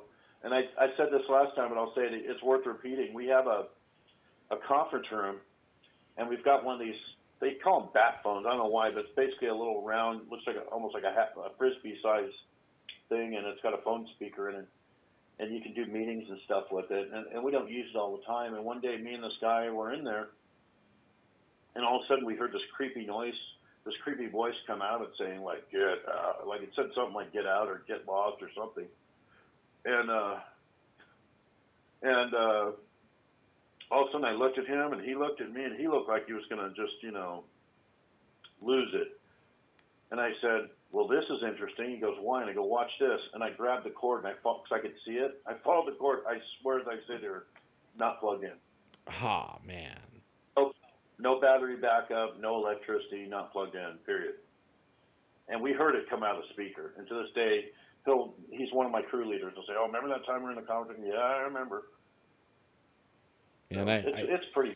Sometimes I wish I had like a budget, like where I could go places, across the United States and stuff. Because I've been getting a lot of emails and stuff like that. That is like they need help. Like they're asking me for help. Like how do I, like this morning I got a message saying it was in Facebook, and they're having hauntings. It's their grandma's house. I don't know if the grandma's still alive or if, but I know she's not in the house now. And always they say there was always something in the house. Only now it's becoming aggressive, right? And hostile, yeah, and being mean, right? And they're even afraid to be in there in the house. And he was like, what do I do? And I want to kind of do like what the no name guy that you're talking about says, but I know better. You don't tell them exactly what to do because you put their life in danger. Like if they don't know what they're doing, they have no business even trying to do anything. But I wish I had a budget so I could go help people like that. Because I love doing those, confronting things and making them leave. Only because I know it can't. I'm confident in what I do, and I don't mean like I don't know, like moving it on to the light or whatever. I'm talking about it's not a good thing, and if you aren't founded or grounded, you're in trouble, if you mess with it. Yeah. That's the thing I always say too, is you gotta be careful what you do with these things. You have to be careful that you don't make things worse, Right. And some of these ghost shows, that's what cracks me up, is because I watch them, they go in there and they stir stuff up. Yeah. And then they just leave. Oh, sorry, dudes, we can't help you. And I'm like, well, you just made their life worse, because as soon as you walk out and leave, it's going to get worse, Yeah, and if say they get rid of it, right? Say the thing says, okay, I'll play, and we'll leave for a while. They don't say for a while. They're just like they leave. They'll come back with more, and then you're really in trouble. Really in trouble. They stirred up, but they... See, maybe I am hearing something coming through the phone, because I'm starting to hear voices. I don't know if anybody out there is hearing it, but I am actually hearing female voices and stuff coming over the phone. Huh, that's weird. It wouldn't be the first time, that's for sure. No, it is the first time. But I wonder if anybody could hear it in the audience. Yeah, weird, huh? It's almost like somebody's bleeding over out of a ham radio or something like that. Yeah, I'm sitting in my wife's craft room, and I'm talking to you on my landline, and I'm kind of glancing at text, and I've got the room closed up, so I didn't want to disturb my wife with all my, regaling her with all my stories. Yeah. I know, my wife rolls her eyes all the time too, like, oh, not again, Yeah, she knows when I'm going on with you, because I go, hey, I text her from the car, right? Uh-huh. And I'm like, Hey, I'm going on with Alan tonight. And she's like, oh, okay, I'll talk to you in a couple hours. Yeah. That's how it is with me and Sword Point. Like we get into the conversations, and my wife's like, "Who are you talking to?" And I tell her the real name, but only at Sword Point, and she rolls her eyes like, "Oh man, I'll see you tomorrow morning," you know. Or if I say your name, she's like, "Okay." You know, and there's a Yeah. couple more too. There's a couple more. But I think yeah. I want to say the first time you and I talked on the phone before we went to the Bigfoot spot, I think we actually talked for, I want to say probably 3 hours, and we had never met. Right, yeah. And that's the only part. I hate to sound like, a forlorn, scorned boyfriend or girlfriend or something here, but that's why when I had the falling out because I told the truth with that other group with wannabe Gonzi, Uh-huh. that I could care less about him because I didn't have a very high opinion of him. But I literally was heartbroken. I thought, man, I got along with that Alan guy. Just like I was telling my wife, like, wow, we just like hit it off, and we talked for. It was like one of those things we were talking about, like losing track while you're driving, and we Yeah. just had so much. Like there was such a like cool vibe, and we got along really well, and this and that, and that's why. It was like over a year that I didn't talk to you after that. With him. And that was weird in and of itself because you told me that you had been thinking about trying to get in contact with me, and it was bugging me so much. And when I saw, I think somehow I'd seen that you were just had the split or whatever, and I'm like, oh, thank God, I'm going to contact him. And then I didn't know if you were, angry too. I didn't think you would have been because all I did was tell the truth and offer Right. an opinion. You did. And I was so like pleased that we could like re-engage and re-hook up because there's certain people that you could just talk about anything. We could talk about birds for 3 hours, Yeah. and it would be fine. I'd have Or no big problem with big it. old giant huge piles of poop. Yeah, I've shown that to a bunch of people, and I know everybody's just going to say it's bear, but Right. Yeah. I've shown it to people that hunt bears. Hmm. And unlike the little shotgun kid that made the unqualified comments on one of your videos, Hmm. I sent it to people that actually hunt bear, not millionaire people that he said he knew, or not just so dumb stuff. But I sent it to actual bear hunters. Hmm. And when I showed them the photo, they were like, "Yeah, it could be, but that's got to be one of the biggest bears." And they're like, "Oh, is this in Alaska? Were those like Kodiak bears?" And I'm like, "No, dude, it was in like." Above Visalia. And they're like, nah, it was. I'm like, yeah, black bears only. And they're like, and one guy literally, he's from Tennessee, and this guy has hunted black bear all over the place. He's like, if that's bear, he said, that's got to be a Kodiak bear or a polar bear to go that much. He said, I've never seen a pile that big attributed to a black bear. So for what Well, it's worth, I'm a bear hunter. Like that when I first seen the first time I seen Bigfoot, I was actually um, carrying a 300 Weatherby Magnum rifle, Mark V, and I had bear tags on me. I was bear hunting, and I went bear hunting so many times, and a lot of times with dogs, and we would tree them and then shoot them out of the trees. I know what bear poo is. You know what I mean? Like deer poo, bear poo, people poo. That was poo I never saw before in the size, right? And it was black and tar like it had blood, like it was, you know what I mean? Like it was bleeding internally or something, like maybe somebody gut shot it. But I mean, it only maybe it wasn't either. Maybe it ate something bloody. You know what I mean? Like, or drank a lot of blood of something. I mean, that's what I was attributing. Like, usually a bear has berries, beetles, and bugs. Like right now, if you go to the woods right now and you find bear poo, it's loaded with bark beetle because of the bark beetle is because of the drought, the man-made drought, and the chemicals they're spraying, they're killing the trees all over the Western United States, and the bark beetle only can get in trees that have been compromised or weakened. So right now the bark beetles are running rampant in all these dying trees. So the bears are full of bark beetles, right? And they're that was the weirdest shit I ever saw, to tell you the truth. And the biggest piles I ever saw, ever. And more of the, I mean, like, it wasn't just one pile either. There was several piles. Like, that was a trip. Yeah, and the one of the bigger ones was like up behind our camp, like I was saying, where we found that big, like, huge circle laydown. That I wish I would have taken. I don't know why in the heck I didn't take a photo of that. It's just kind of stupid, but everybody said, "Oh, it's just a deer or a bear," and so I didn't think much of it. But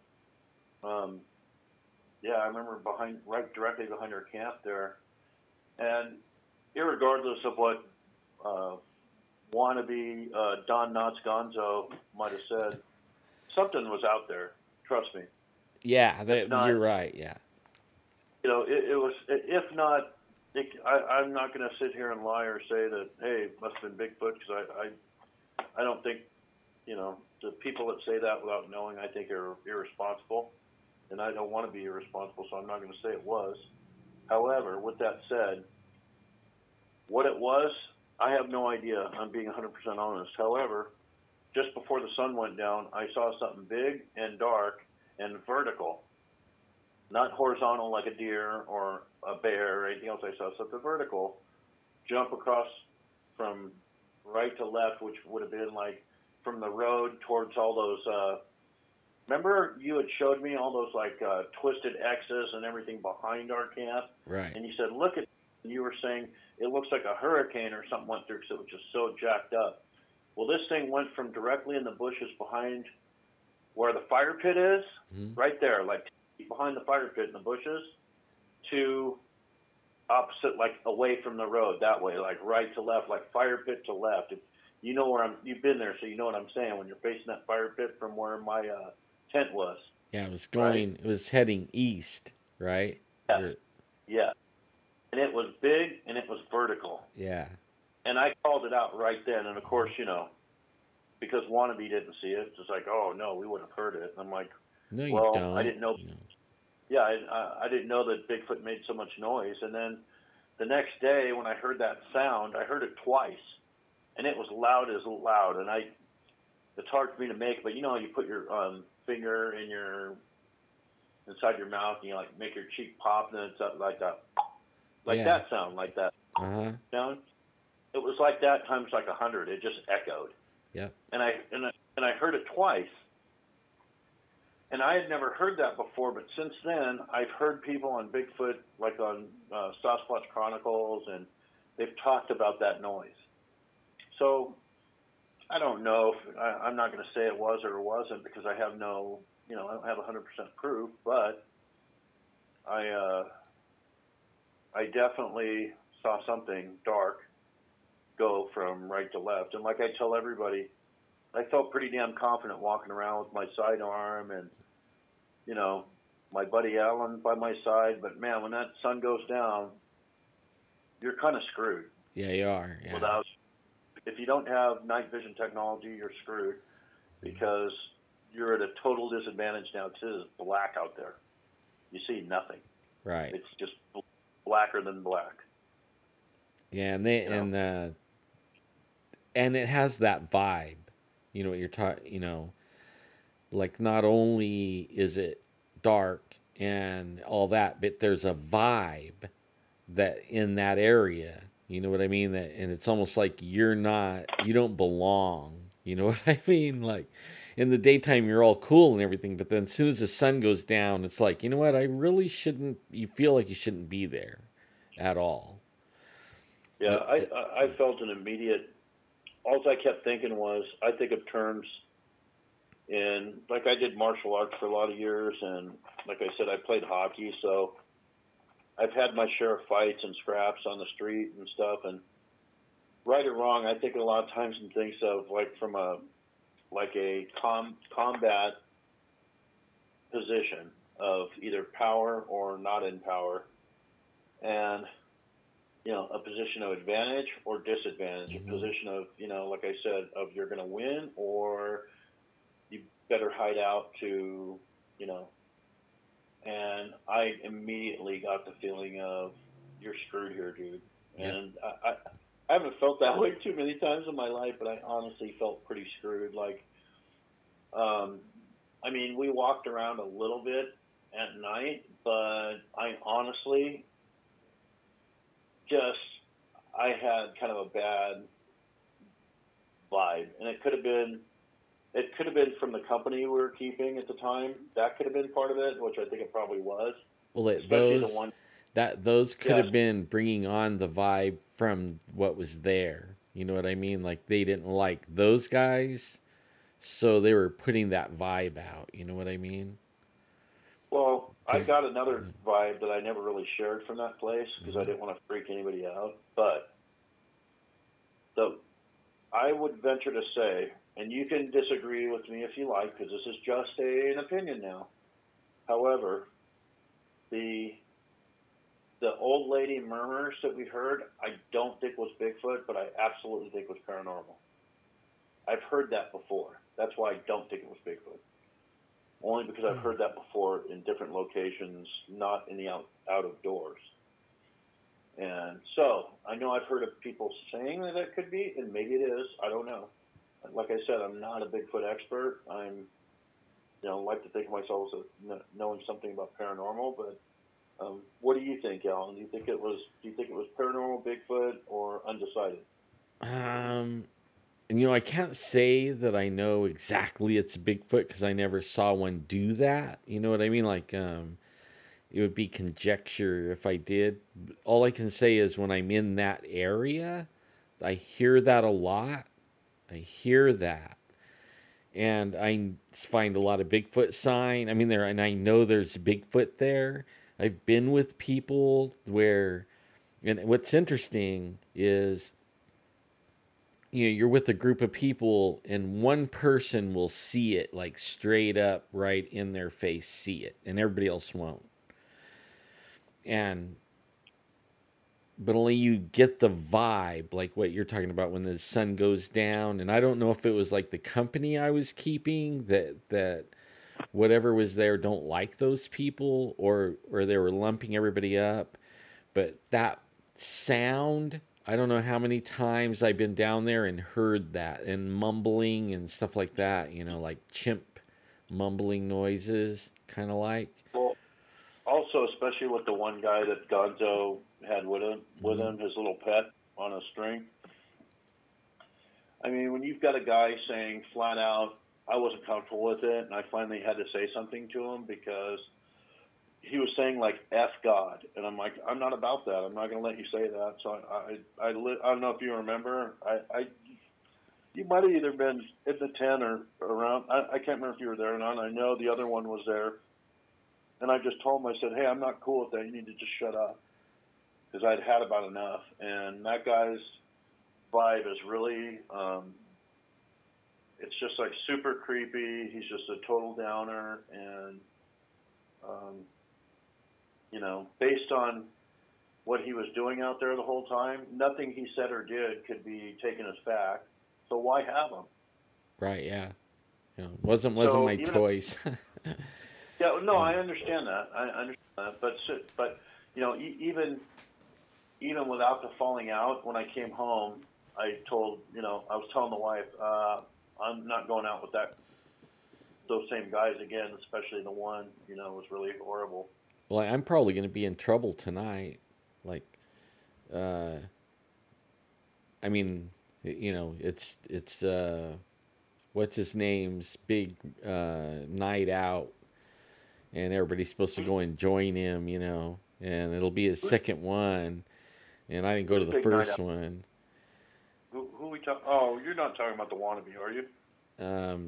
I'm talking about Gonzo. Yeah, the wannabe. He wants to be a star. He wants to be a. Yeah, yeah, yeah. Don't get me started on. Don't get me started on the Gons because I'm just going to fly a tangent about perimeter alarms and unloaded firearms. You don't want me to go there, Alan, because I could get everybody laughing, and I'd probably cut his viewership in half if I divulged everything I saw with my own eyes. Right, yeah. Well, that's how come I don't talk much about it too, because It's I embarrassing. rather let him bury his own self. He doesn't need any help there. I don't No, think. it was just You so know. it was just so funny because when I was asking you questions Hmm. while it was happening, you were so matter of fact about it, like you'd answered this 1,000 times, and that's what cracked me up the most. You know, when I asked you about the unloaded firearm, I'm like, why is he doing that? And without even, I don't even think he took a breath. He said, nah, he's afraid of it. I was like, okay, that makes sense. And the whole perimeter alarm thing, and yeah, that was Hmm. just, Yeah, a I'm lot like, of dude, I well, thought it's all you about wanted to. fear, you know, and you know, if you know as well as I do that that other dark side, they feed on Yeah. fear. You know Oh what I yeah. mean? They if they find out you're afraid, then you're really gonna get it. You know, like they're gonna scare the you know what right out of you. You'll be leaving big old giant turds everywhere. But And the fact of the matter is, look, I don't want to get off on a Gonzo tangent too much, but it is kind of fun. But he, the thing I don't get though too is he's a, let's face it, whether we like him or not, he's a semi-public person. You know, people, a couple dozen people a week might look at his now lonely stage where he tries to carry the show by himself and he can't. But with that said, the thing that gets me the most is the phony Christian nonsense. mhm. Because look, I'm not perfect. Don't get me wrong, and I don't want to be, you know, judgmental. But the Bible says we're supposed to admonish each other, with love and understanding. If that doesn't work, you take them before the church. And all I'm saying is, in my opinion, speaking as a totally unperfect, rotten, wretched person that I am that needs saving as much as the next guy. With that said, going online and professing to be a Christian and then behaving, saying, and doing the things he did, it cannot, it can end well for him. His aspirations of being a star and a TV guy and a paranormal guy and do this and that, guaranteed that he'll never ever attain any of those things. Like Sorry to say. I know one thing, you know, and we can change the subject after this, but there's a trade off, right? Like if you're gonna get the big deal and all that, there's a trade off, and the trade off is probably not what I would sign. You know what I mean? It would be Yeah, signing away something that I hold dear and near to me, and I'm not ever gonna sign that deal. Sorry. yeah, You yeah. There's nothing in the world worth it. I mean, know. Mm-mm. how many stars have come out and blatantly admitted what they've done, and people think it's a joke. It's not a joke. Man, I mean, Katy Perry. it just came out Katy. this morning that I can't remember what I was watching. It was the news. I was watching news, right? And it came out that the a lot of the stars now that you know Yep. they were uh, abused, and a lot of them were adopted because they were actually conceived inside these weird parties. They Yep. were all like satanic parties, Yep. and that's how they were conceived, right? They don't even really know who their real parents are, and they were raised by some of the people, you know, adopted by some of the people in the party. That Yep. you know, and And it may be it may have been one of their parents, you know, or something like that, or it may not have been, you know.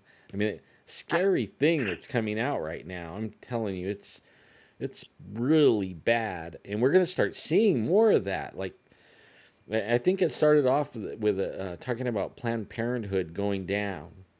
That was what the news story was talking about, and all this has something to do with like satanic worship and stuff. I mean, and it goes yep. way back. They were doing the history of it, and it goes back pretty far. It's But it's just like what's her face, Katy Perry. She had come out one time and said, well, when I first came out singing, I wanted to follow Amy Grant. I wanted to sing gospel, but I was a flop. So I sold my soul to the devil, and now look at me, I'm popular. And she wasn't kidding. Right. It was on just some regular interview. Mm-hmm. You know, she wasn't, and a lot of people are coming out now saying that either they did themselves or they know people that have done that. And, you know, it's really funny how, just like with the, when they accused that producer of the sexual Weinstein or whatever his name was, I can't remember what his name is. Yeah. Harvey Weinstein or whatever. How many people then came out of the woodwork and got caught and finked on or admitted to what they've been doing? All the way up to like Matt Lauer. Remember on the news? Like, you know, all these people, politicians, Hollywood, you know, hypocrites. All of a sudden the whole house of cards just tumbled on Hollyweird. Yeah. And people are starting to realize that Hollywood is a modern day Sodom and Gomorrah. And that's where people, you know, it's just like when Alex Jones and those guys came out with John Podesta going to Pedophile Island, you know, go on some of those, you know, go on some of the Stephen Quayle videos that he talked about Pizzagate. Okay, he's talking about babies being chopped up and eaten, and he's talking about cannibalism. Right. And pedophilia and all this other stuff that goes on with the rich, famous politicians and all this. And you're seeing a lot of them don't even care that they're found out either. It's become blatant because here again, up is down, left is right, good is bad. Yeah. People like you and me are going to be the weak and the meat that the Bible talks about. We will inherit the earth, but we will suffer. Our own families will disown us, some of us. Brothers and sisters will kill each other and fight each other. People on the street will look at us like we're lepers. But through it all, I don't care. I'm never going to waver. I'm never going to falter, ever. Well, whatever's listening to us on the line thinks it's pretty funny. Because I've been hearing laughing coming, you know, in between like words and stuff like that. I mean, I don't hear it. Clear as a bell laughing. And real kind of trippy. Seriously, I'm on a landline too, which I'm not on my cell's next to me, but it's off. I'm on my cell, but it's it's, you know, on a really good service and strong signal. There shouldn't be anything, you know, happening at all. You know, I don't know what to think. Tell you the truth. It happened so much before. The guy that I was Skyping with just super freaked out. I'll show it to you someday, Alan. I'll see if I can dig it up, but it's pretty funny because I hear something and I get up and I go one direction in my house because the Skype, he's seeing all this. And how can I explain this? The room that was behind me, there was two entrances, one that I went out of, and there's one that I'd have to walk way around to get there to. And as soon as I walked out of one entrance, out of the other entrance, there was this huge flash of light. And when I came back, he's like, "Did you see that?" And I'm like, "What are you talking about?" And I just went in the kitchen because I heard what you heard. And he said, "Oh, there was a huge flash of light around the side, you know, when you went around." And I said, "Well, I didn't see anything." I mean, we're sitting there and like, I'm going to do a knock right now, so don't think this is weird. But we're sitting there and all of a sudden I hear like right behind me. And I kind of jumped and looked because it startled me. And then I'm sitting there and I could hear something in the kitchen. And I told him, "Hey, let me go. I don't know. This could be something normal, but let me just go check it." Because it sounded like someone was like burgling my house, you know. Mm-hmm. And I got up, and when I walked out into the kitchen, there was another entrance to this room behind me. And I guess when I looked at playback, you can definitely see like this, looks like someone took a flash picture out of that other entrance. And I didn't see it at the time. I saw nothing, and I heard nothing. Wow. That's trippy. Who knows? It could be. I mean, I wouldn't be surprised if the next day or a few days are interesting for me. But I don't care. I don't care because they're never gonna. I don't care how many sleepless nights, how many things I see, how many things in real life I see move, jump, or spin around. I just don't care. It's not going to ever deter me from what my goal here is. Right. And my goal being just to talk to as many people as I can and try to experience as much as I can. And you know, it is really weird though. I got to tell you something strange is happening on my end a little bit. Okay, I've got we've been on the horn about 2 hours, right? Let's see, 2 hours, 4 minutes, 30 seconds. Okay, I've got a relatively new Asus laptop computer. Nice. That has, it's about a year, maybe a year old, year and a half old. Mm-hmm. And this battery's never gone less than 6 hours, ever. Usually 8 hours. And I'm on YouTube all the time. I'm on Skype. Never gone 6 hours. I just noticed my battery is at 18% right now. Says I have 34 minutes remaining, and that's weird to me because I've never gone. In fact, I'm going to take a cell picture of it. I'm going to text you. It's the weirdest thing. So like you turned it on fresh, right? At the start of the show or the start of this live feed, and then it's already dying. Yes, I'm going to take this will be an on-the-spot deal, Alan. I'm going to take a photo of it right now. In fact, I'm going to back it up a little so you can see I'm on the Squatch Zone. Okay, now, you might not be able to see it because we're on your cell phone, but right, yeah, I'm on the cell phone. Yeah, so I'm going to text you this photo, though. When we get off, you're going to see what I'm talking about. So there's a timestamp. That, to me, is a little strange. I've never, ever had less than, 6 hours, 8 hours on a charge.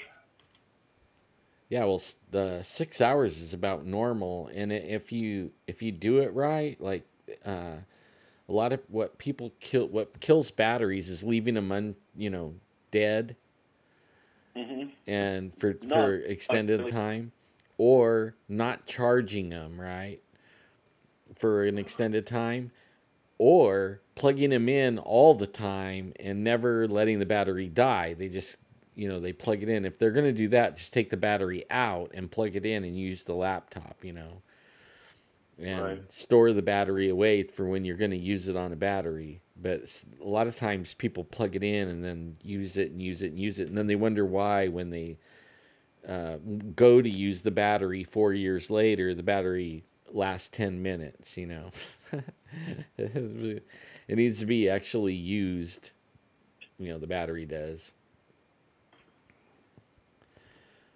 Yeah. Good night, Adolf. Yeah, we'll all have to go camping with Adolf. I can't wait. Yeah, it's not that far away now. Yeah, I watched the movie because someone told me, I might have gotten it from you on Facebook, Alan, when you had the link on there. I'm pretty sure. Yeah, I'm pretty sure you had it, and I'd never seen it before. In fact, we had I say we, not you and I, but me and that other dude had our falling out right before the premiere out there by your house at that movie theater. Oh, yeah, huh? Yeah, and I was planning on going out there. I'm like, I'll drive 2 hours to see all my buddies and hang out. And because of the falling out, I never went. Obviously, so I never. Yeah, the 10/11/02. And so I did watch it, and pretty trippy. I mean, it was funny because the impression I got from it was Adolf was handled the experience a little bit better than the other guy seemed really still upset. I'm not sure his name, the other guy in the film that was with him. And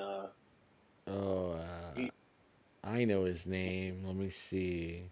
Ken. The dude in the white. Ken. Because they both Jeeps in the movie, and I think it was the dude with the white Jeep. So I thought, wow, these guys got cool Jeeps. It's Ken. But see, that actually took 10 years to make that wow. movie.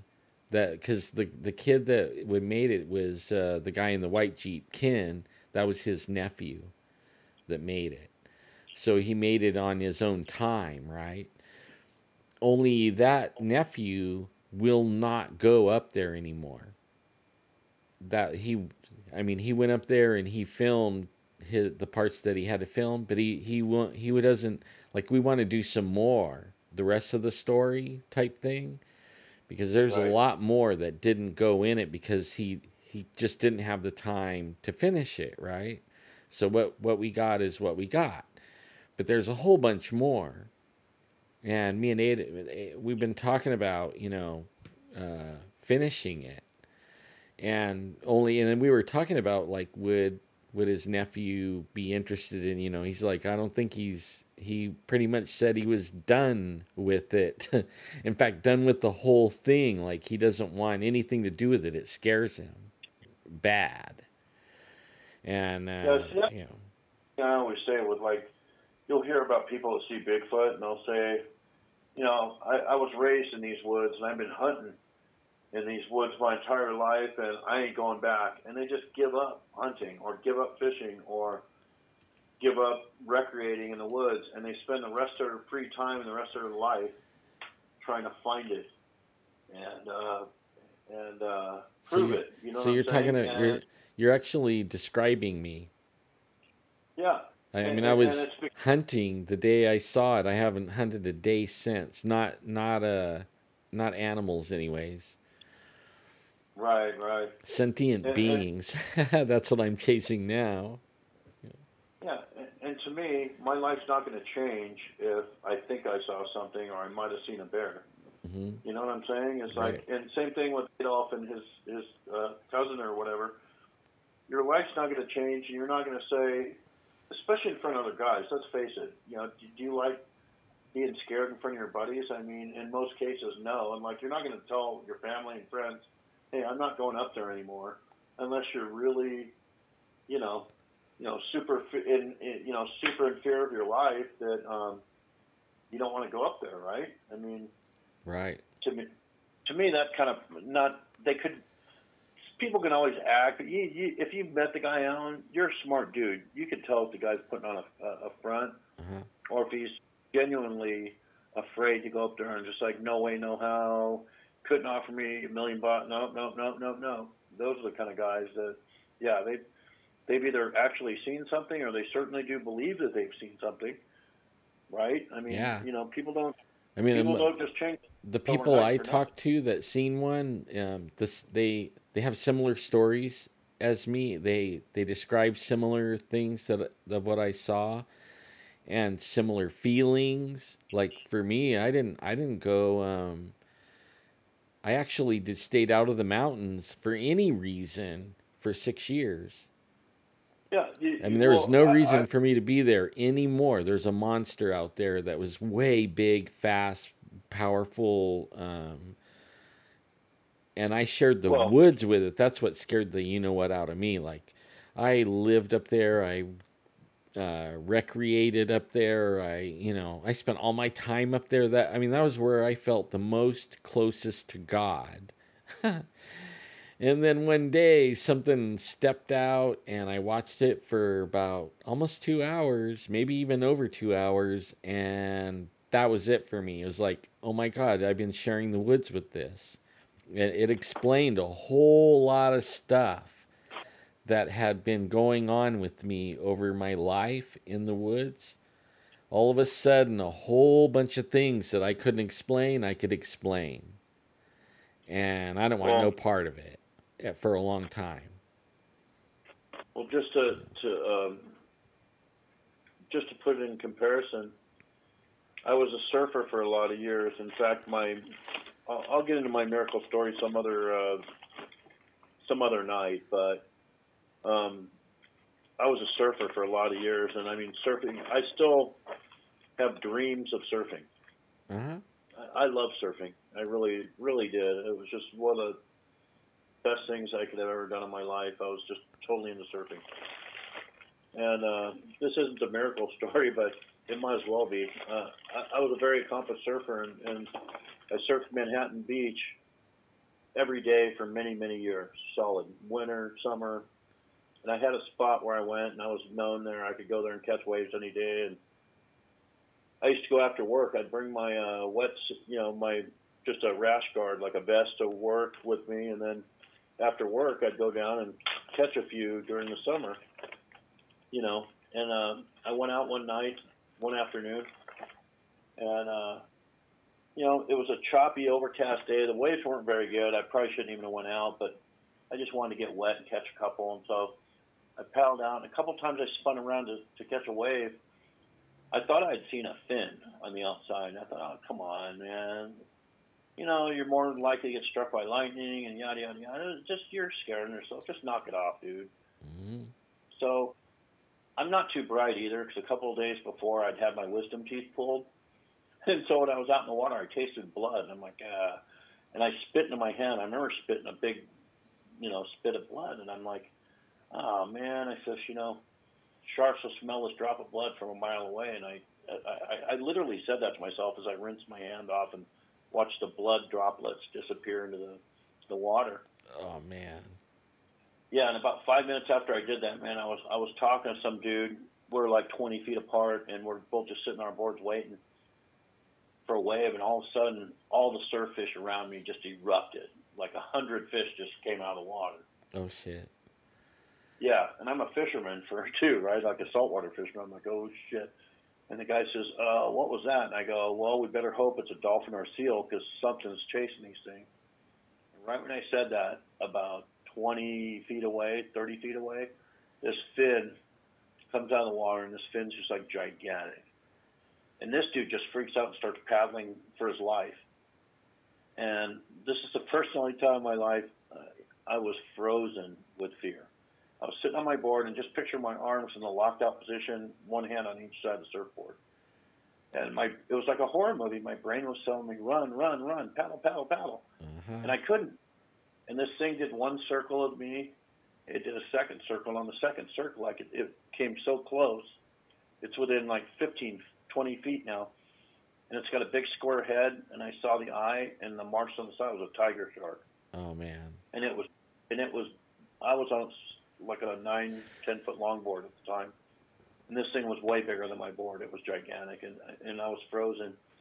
It went around me twice, and the second lap it did, it wouldn't take its eye off me. I'll never forget its eye. Like in Jaws when Quint says, oh, he's got an evil eye. It's a dead eye. It looks like a doll, you know. Yeah. He's absolutely right. So on the third, what would have been the third lap, it stopped at about 12 o'clock and started coming straight for me. And I think it was just sizing me up to see if it could eat me or not, right? And it got within about 10 feet, and I thought to myself, don't go down without a fight, dude. Start smacking your board on his nose, fight, you know, don't let it just come eat you.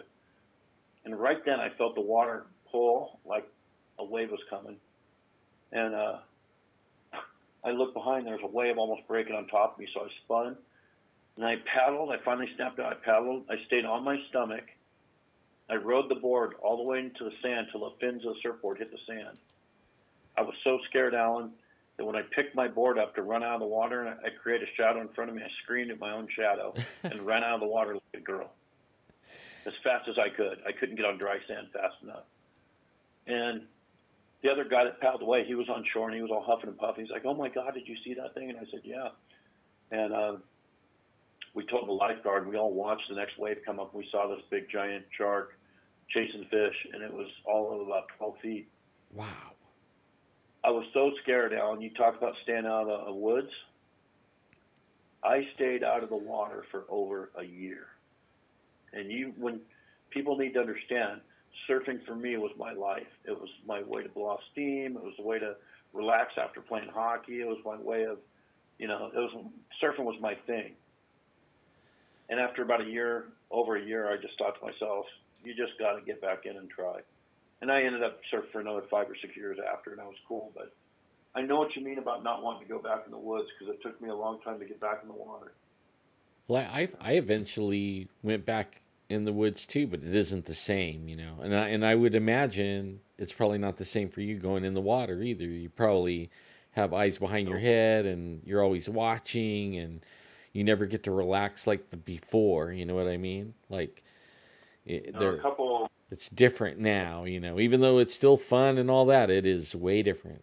Not the same.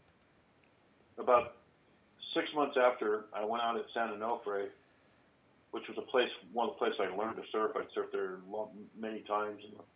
the water was almost clear most of the time. And this day I went out, it was murky. And when I looked down in the water, I could literally see silhouettes of small sharks. And I say small, 3-4 footers. Right.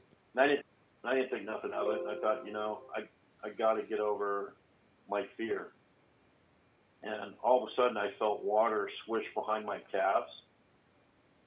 And I said, no, that's it. I'm out. And I just paddled in. Just killed the day for me. Yeah. So, yeah, it was after seeing that day on, it was never the same. Yeah, never the same. No. I know for me, like going camping, like tents, I swear I am not comfortable in a little tent, even if it's a 6-man tent. I am not. What I seen could pick up a 6-man tent with 6 men in it and run off with it. And I keep a knife handy when I go to bed at night, just so I could cut a hole in the tent and roll out, just in case something grabs the tent. I mean, I never used to think like that. I mean, I would sleep out right outside the tent, like on the ground under a tree. Just throw a tarp down and sleep right on it. Not anymore. I mean, I don't. Yeah, Alan, hang on one second. I'm gonna have to plug in. My computer's telling me. Well, actually, I gotta go, man. We're like 2 hours and 20 minutes in. I told my wife I would like keep it tame. She's like, you go 3 hours if I don't tell you. She knows better when the wolf's in the house. It ain't gonna go 2 hours. She knows better. No kidding, And I haven't had any fun for like a week either. This to me is like fun. I get to talk to all my friends and we get to really chat about really good, cool stuff. Like I'm still picturing the freaking shark looking at me from a surfboard. I mean, oh my God, I've surfed before, and I jumped off into a what do you call those, jellyfish? And I didn't. You were gonna say. I didn't mean to, what I mean. I was just jumping off. Instead of falling off the board, I was doing a controlled fall. I was jumping off, and I jumped right smack in the middle of it. And actually, they were all over the place, and I shouldn't have been in there. Only I stayed out there and was pretty much able to avoid one until I jumped right into the middle one, and it wrapped around my foot and ankle. And oh man, tell ya. But I think maybe I don't know what you think, Al, but maybe next show, maybe we could do some Q&A. Maybe that would be fun because I feel bad that I sometimes am thinking about what I'm talking about and I'm not as active in the chat as possible. Maybe one of these times we can do it. I don't know if anybody would have questions or not, but it might be kind of fun to do. I've done that. I've tried that before, and there's like maybe 1 or 2, but pretty much everybody's enjoying what we're talking about, and I have a hard time when we get in like I have this thing that like when I'm talking to you, I'm looking at the camera, right? Because I'm looking at you. I'm talking to you, and right. And so I don't watch the chat even. Because I'm putting when you're talking to me, you're probably looking at the screen and you're looking right in my eyes because I'm looking at you. So you're really talking to me. And I believe it's personable like that. You know what I mean? And even for the other people too, when they see, they see the eye contact with the camera instead of me like this, I'm sitting there looking at the chat and I'm reading the chat and typing. It's like I'm not paying attention to my guest or the person that I'm supposed to be talking to. And I think I learned that from somebody. I used to watch them do it, and like, what are you doing? How rude. Yeah. Like he was half the time it looked like he was checking email, but who knows? Yeah. So I mean, like, I can't do it. I have to, and then I might be kind of being rude to the chat because I'm not chatting, but only I think they're still enjoying what is cool. Now, what is cool that everybody in chat right now and the people that's not in chat, now I just got a message when I signed in today to go live that now the chat will stay with the video. It used to be I would have to copy the chat, and Oh, cool. it would only save an hour, right? So on a 2-hour show, I would lose the first hour of the chat. Well, now YouTube is keeping the chat with the video, so and it'll be like Facebook. So as the video plays, the chat will play along with the video in time. So they'll be able to see people's comments and stuff like that in real time, or not real time, but real time according to the YouTube, the video they're watching. And I was like, So, yes, that's cool. And that means I don't have to try. Like, I used to worry about, like, oh, wait, it's an hour. I got to copy the chat, and paste it somewhere. And then, oh, we're almost at another hour. I got to copy the chat. And I don't have to worry about it oh, anymore. I almost forgot. I got to tempt our guests, our chatters for next time. Subjects for next time, I'll tell you, A, my miraculous story. That's one. Mm-hmm. 2, I will give you my theory on fog, which I think you're all going to find interesting. Okay. But number 3, I haven't delved into my helping people with psychic visions, and I've helped a few times. And just recently, I helped locate a woman who was missing if I told you this already, stop me, but she was, did I tell you this already? I think you've told me, but I don't know if we've told the world, Yeah, so we could talk about some of that next time. There was another time where I think I might have saved my mother's life by a whole connective thing there, but that's a whole side of things that I haven't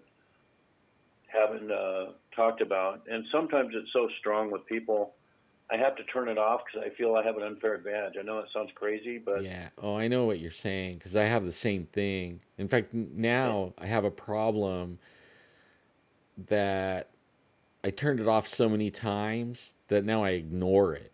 You know what I mean? Like, I have to force myself to pay attention to it sometimes. I know that sounds terrible, but when it's on, right. when it's like pain is on 24/7 for me.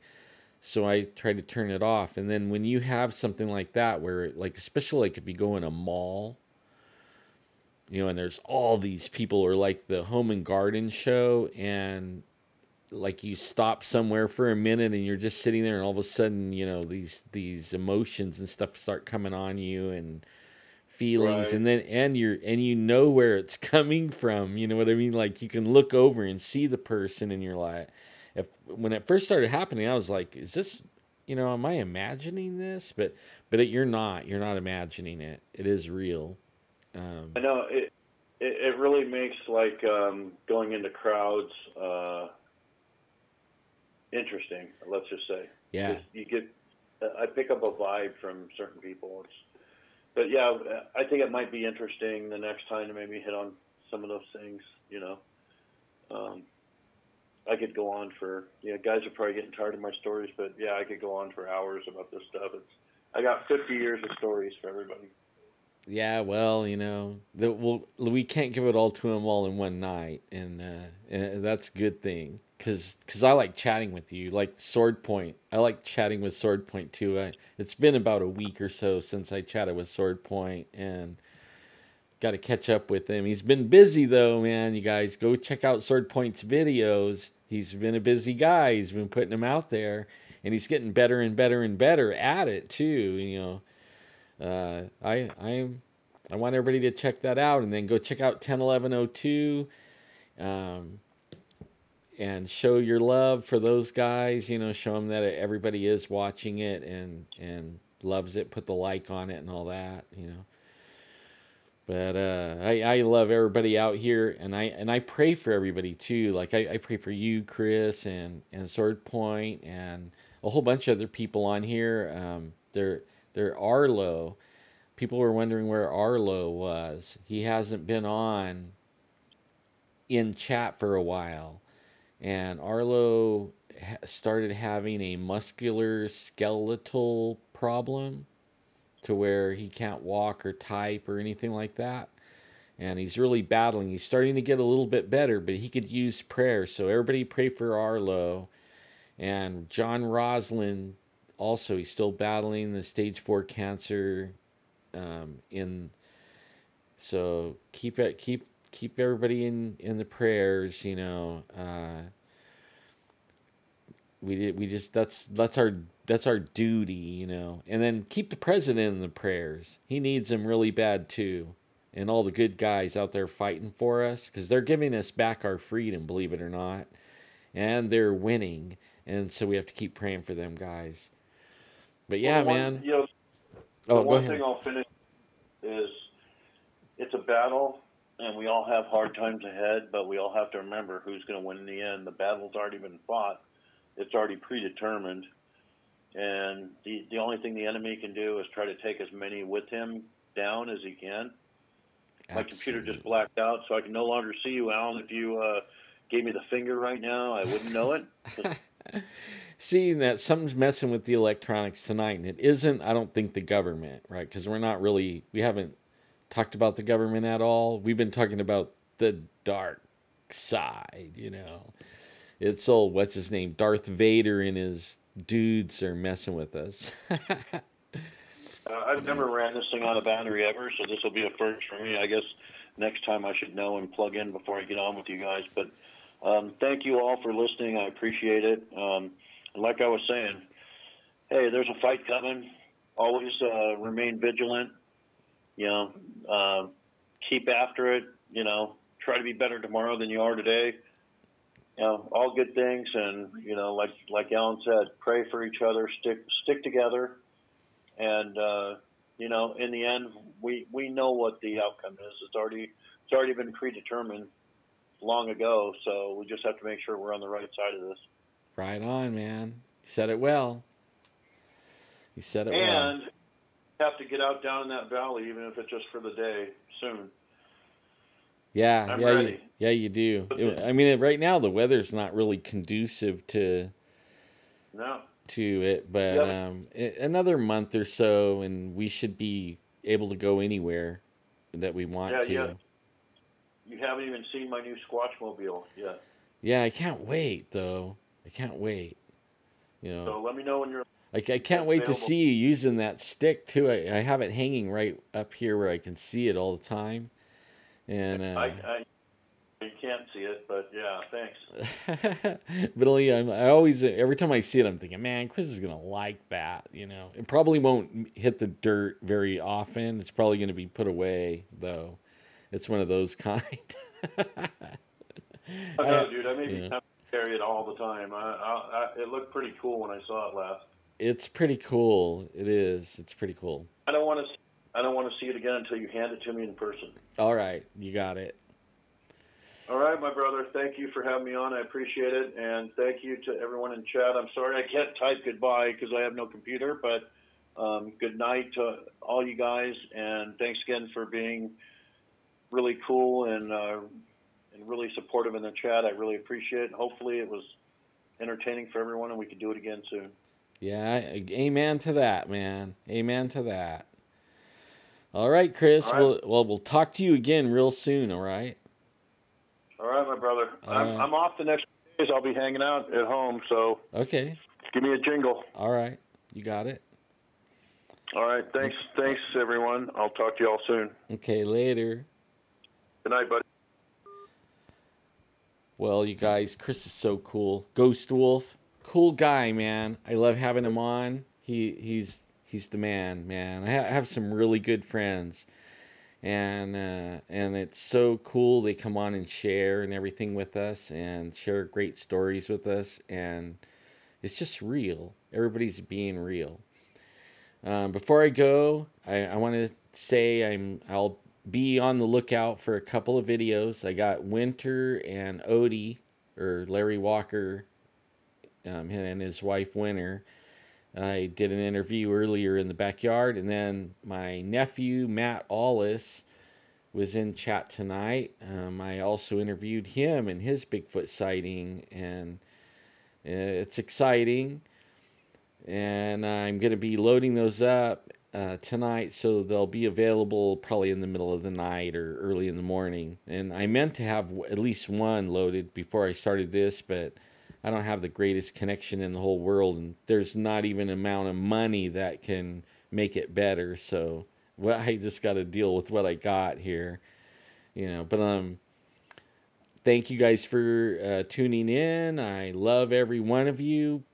Keep up the prayers. Keep up the prayers for everyone that we talked about.